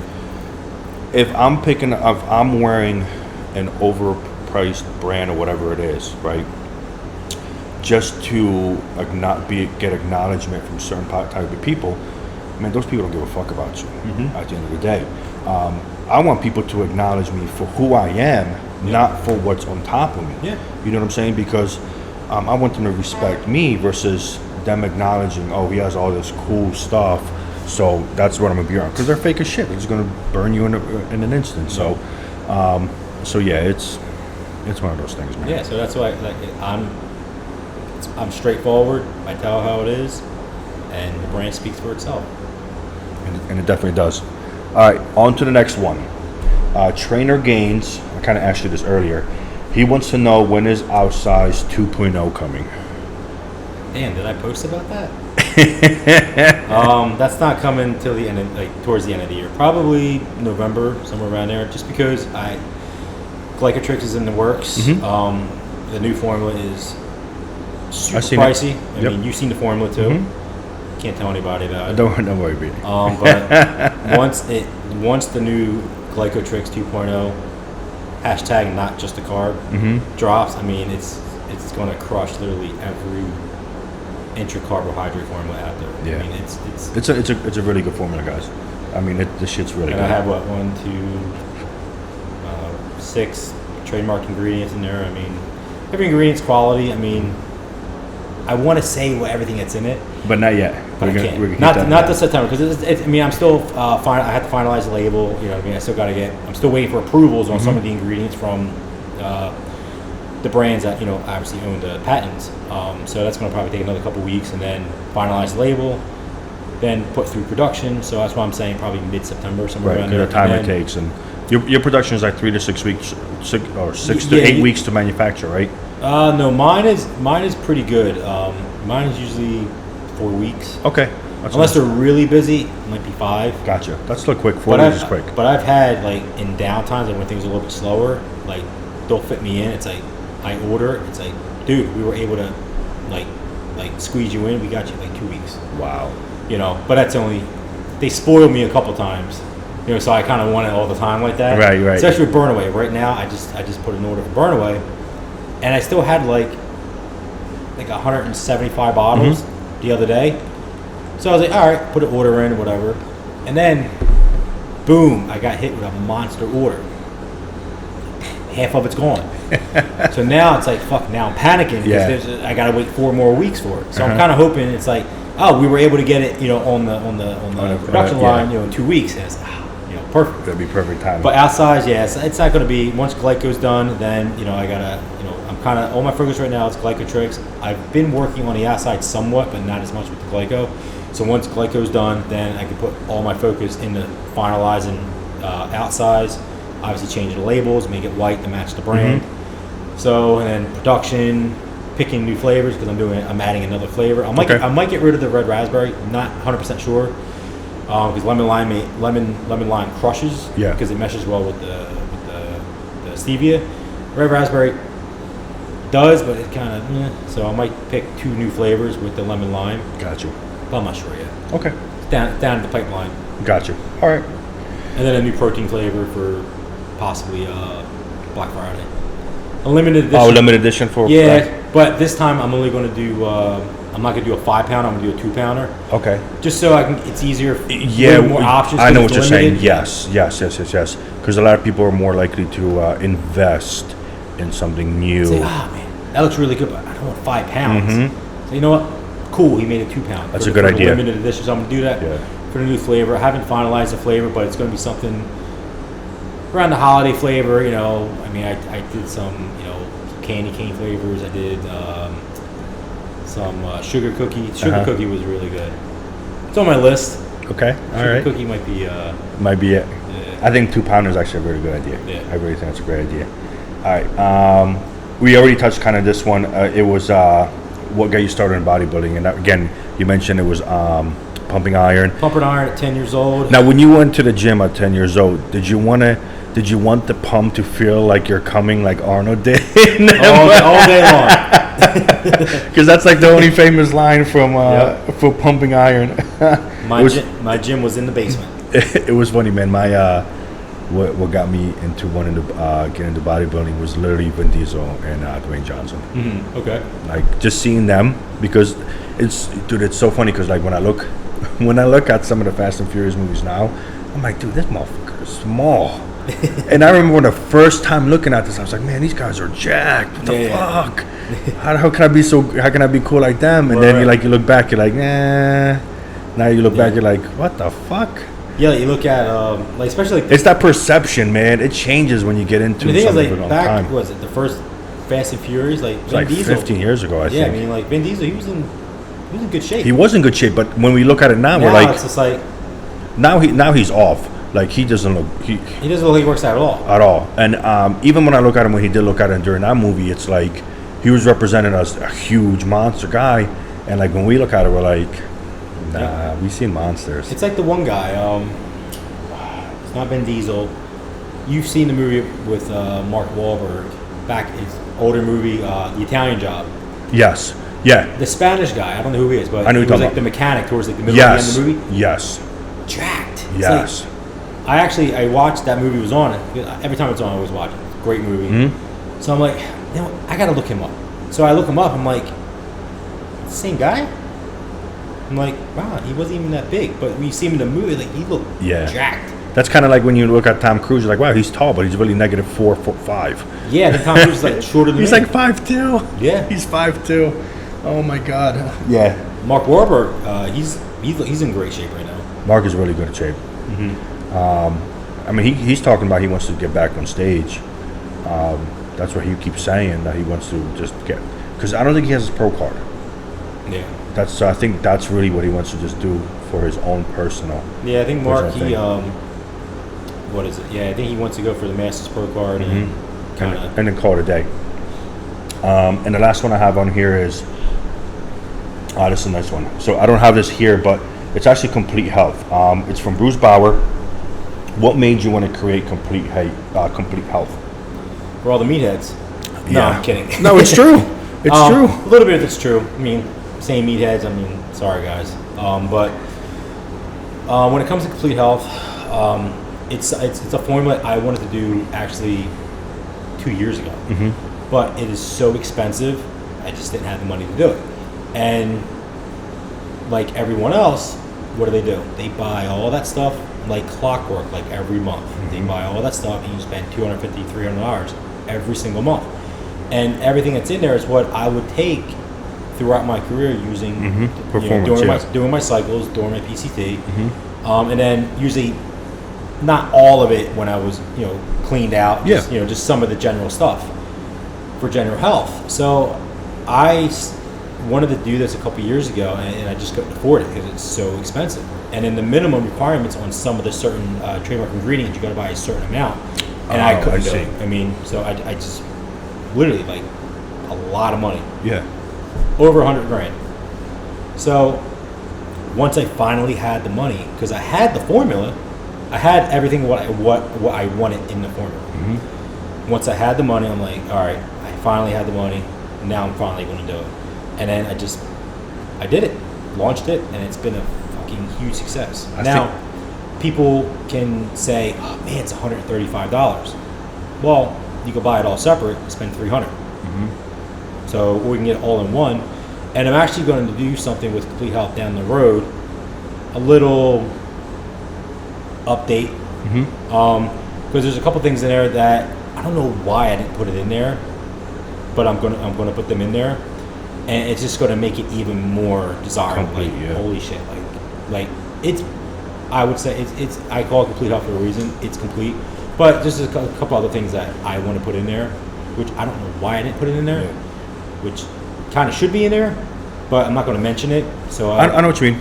So that'll be something down the road. I mean, that's not going to be happening until probably early 2021. They still have like everything else. 1,200 of them. Yeah. I still have a shit ton of them. So I'm really surprised.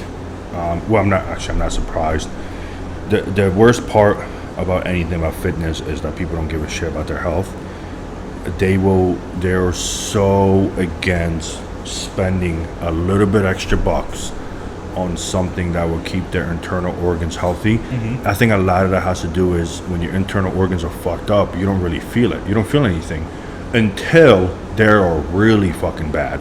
Like if your liver's going and you're leaking enzymes all over the place, you don't know until you get blood work. Well, when that liver shuts down, and then you got to put an IV in your fucking system. So I think a lot of times people overlook the health aspect. I think I also blame, I put the blame on that because, at the end of the day, it's competitors. Okay, let's get serious. That's really what it comes down to. I truly blame a lot of the half-ass coaches that act like coaches, because a real coach will literally have a list for you on there on what to take when it comes to health. And it comes up to $200, $250, $300. Your bullshit coaches will tell you to take milk thistle and vitamin C and call it a day. Like, dude, just fire them at that time, fire them. So that's problem number one. Problem number two is there's coaches out there that may be linked, with a supplement company. So say let's say for example, there's a health supplement company out in the market right now, and it's literally gives every single athlete free health supplements, and they promote their code on the thing, and a lot of coaches use that brand to put into their thing. Well, they're fucking putting like 7-8 different containers, when at the end of the day they just have to buy yours. That's really what it comes down to. Like, I mean, at the end of the day, you could buy some Tucka, right? Throw in there, and maybe like one more compound, but other than that, you buy yours, you're fucking, it's all in there. And the thing is, when people say, they're like, oh, why don't you put Tucka in there? Tucka, however you want to pronounce it. It's like, because you're literally looking at 99.9% of the people, even bodybuilders, don't really need it. Unless the enzymes are actually leaking. Unless you're, they need to be high. Like if your enzymes are 60s, 70s, 80s, 90s, even 100, low hundreds, you don't need Tucka. I mean, 1,000 megs of NAC, get the job done. Especially if you're using it through the whole time. It's different if it's different when you're stopping, and then it's like you get your blood work done. You're like, oh my god, what the fuck is this? Okay, great. Now you got to take all this fucking Tucka to get shit back to normal. And it's like it's like they overload the body with Tucka, and it's like, all right, my enzymes are back to normal. And it's like, so the thing is, it's like most people don't need it, so that's why I don't have it in there. It's like everything that's in there is what I use and what I think everyone should be using or implementing inside their program when they're using, or even if they're not using. And that's what the cool thing is about Complete Health, is that if you're a normal person who just works out, even if you're a father, uncle, whatever, you're just a normal person, just want general health, you can take Complete Health, a half a dose, lasts you 2 months, and it completely covers you from A to Z. Everything. And with bodybuilders, obviously, if you're enhanced or you have elevated blood markers, I want you to use 12, obviously, and it's going to last you 30 days. And you hear it's, oh man, it's $135. It's like, no, it's not actually. It's not expensive. That's it's really not expensive really when you break it down. And I'm like, I mean, if you buy everything separate, you're spending at least $300. Now, you add, you know what? I want some omega-3s in there too. Now we're at like $340, $350, right? Well, you can get Complete Health and my omegas on my site as a stack for $164.99. Literally half the price of if you bought everything separately. Fucking just Bergamot by itself is like $60. Yeah, and then if you price out ubiquinol CoQ10, I use the Kenka. Kenka is the best of the best you can use for CoQ10. And you buy that. If you bought that separate, which I used to buy, it was Jarrow formulas. It's $50 for that alone. So just 2 compounds right there. Yeah, 2 compounds, you're over $100. Anabolic fish oils, quality ones. I forget the company I used to use back in the day. It's a white label. It's got like colorful fishes on there. It's a known brand. Okay, I know what you're talking about. They're like $45. I know exactly so what you're talking between about. that and those 2 ingredients, we're at $150. So then let's forget about. Let's go with, you got bergamot. I mean, you got astragalus in there. You got NAC in there. You got full dose of vitamin C. You got pine bark extract. You have, what else I have in there? I think you have D and K. D and K in there, which a lot of brands kind of they don't put it together. They just have it separate. And it's like, oh well, you have D in there, but why do you have K? Those 2 work together. And it's like, so you came out with a formula for health, and it's incomplete. Right.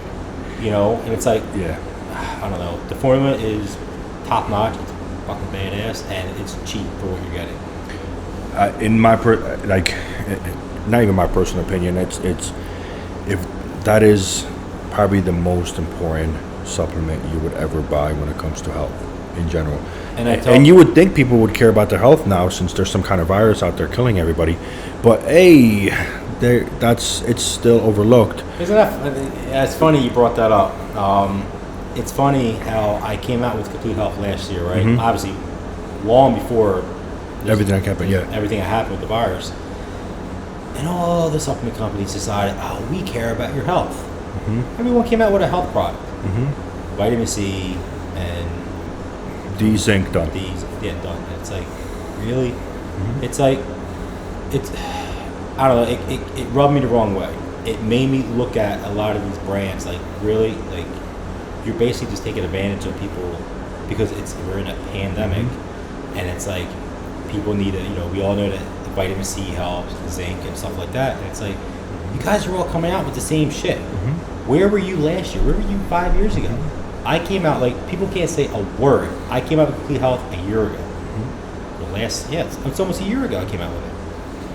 So I care about my health long before all this happened, and I care about other people's health long before this happened. And the crazy thing is too, like, the companies that benefited from like dropping their immune support real quick are the ones that were able to get their immune support out within like the very first month and a half. Yeah. Because I seen it personally. What happened is when the news actually was referencing immune support as health, that's when people were buying it. Then they completely stopped speaking about the immune support health altogether, and we switched into masks. So now, because that's all they talk about, people don't really buy the immune support like they normally should. And and the ones that do buy it off the rack in Wawa, since Wawa now Wawa, CVS, Wawa literally has a rack for immune support.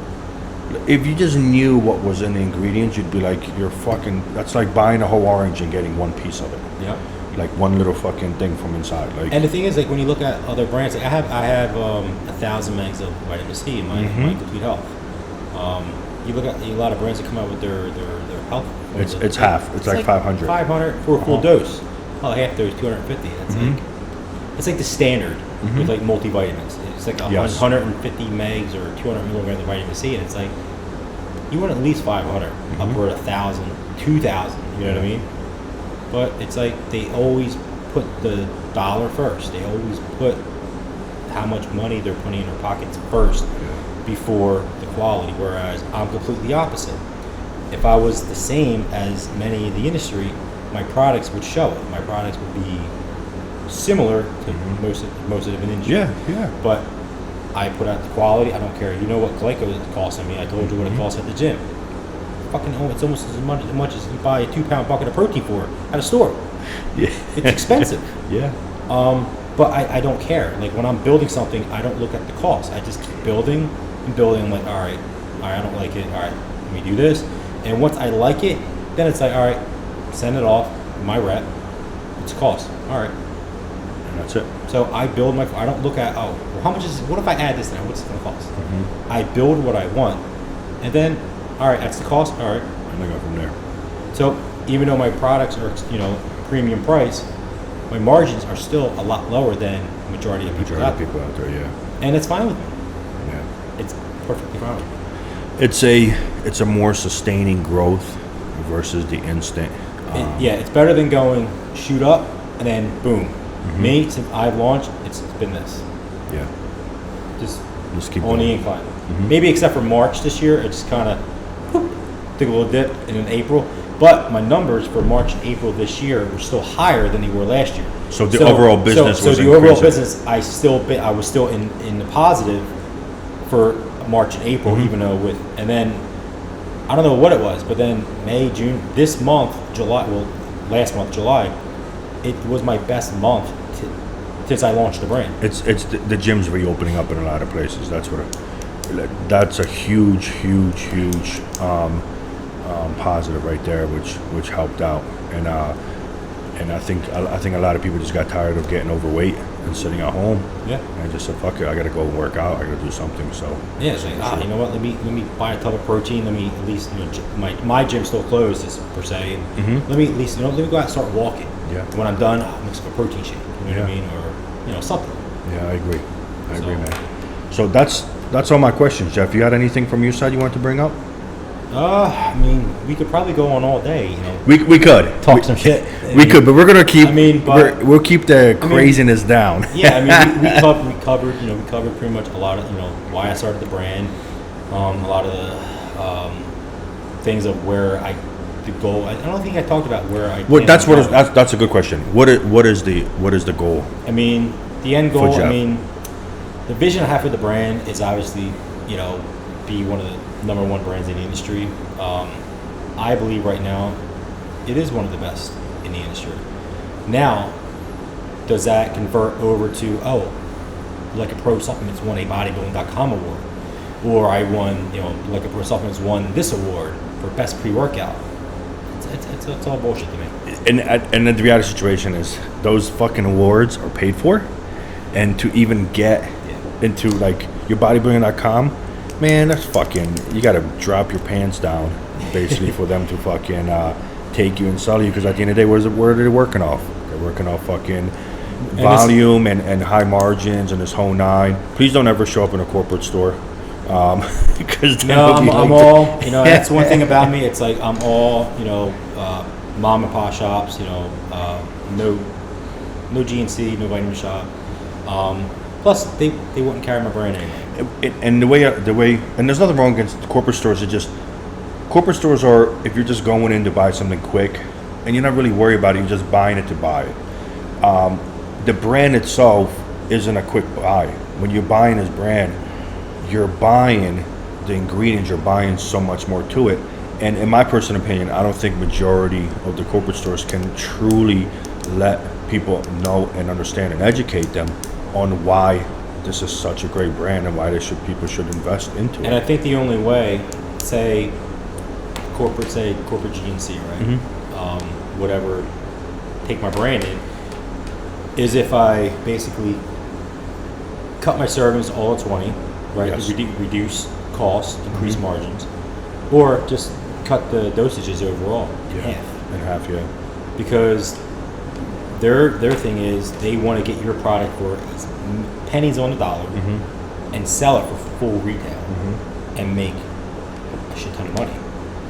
You know, and it's not what I'm about. You know what I mean? It's like, yeah, you know, I had a store, I'm not going to mention their name. They reached out to me, and it's someone referred me to them. They buy my stuff religiously off my website. So they referred their store, like you really got to get Jeff's line in here. Plus, it'll make it easier for him. Right. Just drive down the street, pick my brand up, pick my stuff and stuff.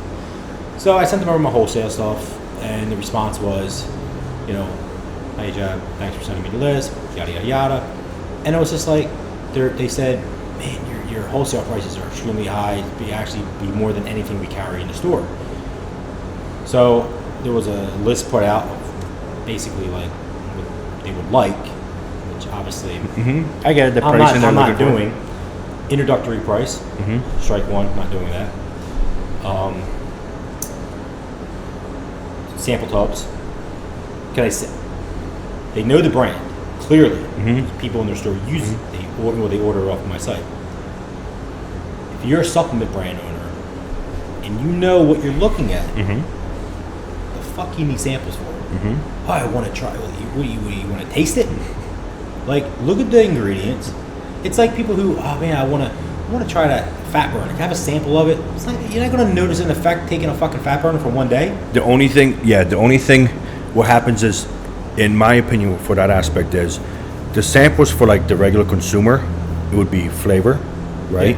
And if somebody's the beginner, like say they're a beginner towards everything fitness, fat burner, they'll feel the stimulant or they'll feel the sweat that they're not used to. So that's how they can kind of dictate. Right. But like for me, for example, like for me, say if But this is for you. Right. This was the owner saying for him. Oh, just for him. Sample tubs for him and his employee to try. Oh yeah, no. And it's like, dude, these guys come in your store, they buy my stuff offline, and they came in and tell you, like, dude, you got to get Jeff Brandon here. Right. And then you want sample tubs, you want an introductory price, you want lower pricing, and it's like, you know what? Here's my cost. Just take it. You know what I mean? It's like, then it's like, oh, I want this and I want that. It's like, dude, by the time I'm done, I'm just giving you the product. Yeah. It's like, but you know why that happens? Because the typical bullshit brands out there, they'll be like, take all this cheap shit I have, make your money, and the store's like, great, here's more money I can make. Yeah. And it goes back to which way their business is going to go. Is it more towards that instant profit? Same thing with the supplement company. Is it just, I just want to be put on shelf and that's it? Because that's the other thing too. Like if you're a supplement company, right? It's like, okay, do you expect the store to push your brand because you're just going to give it away to them for nothing?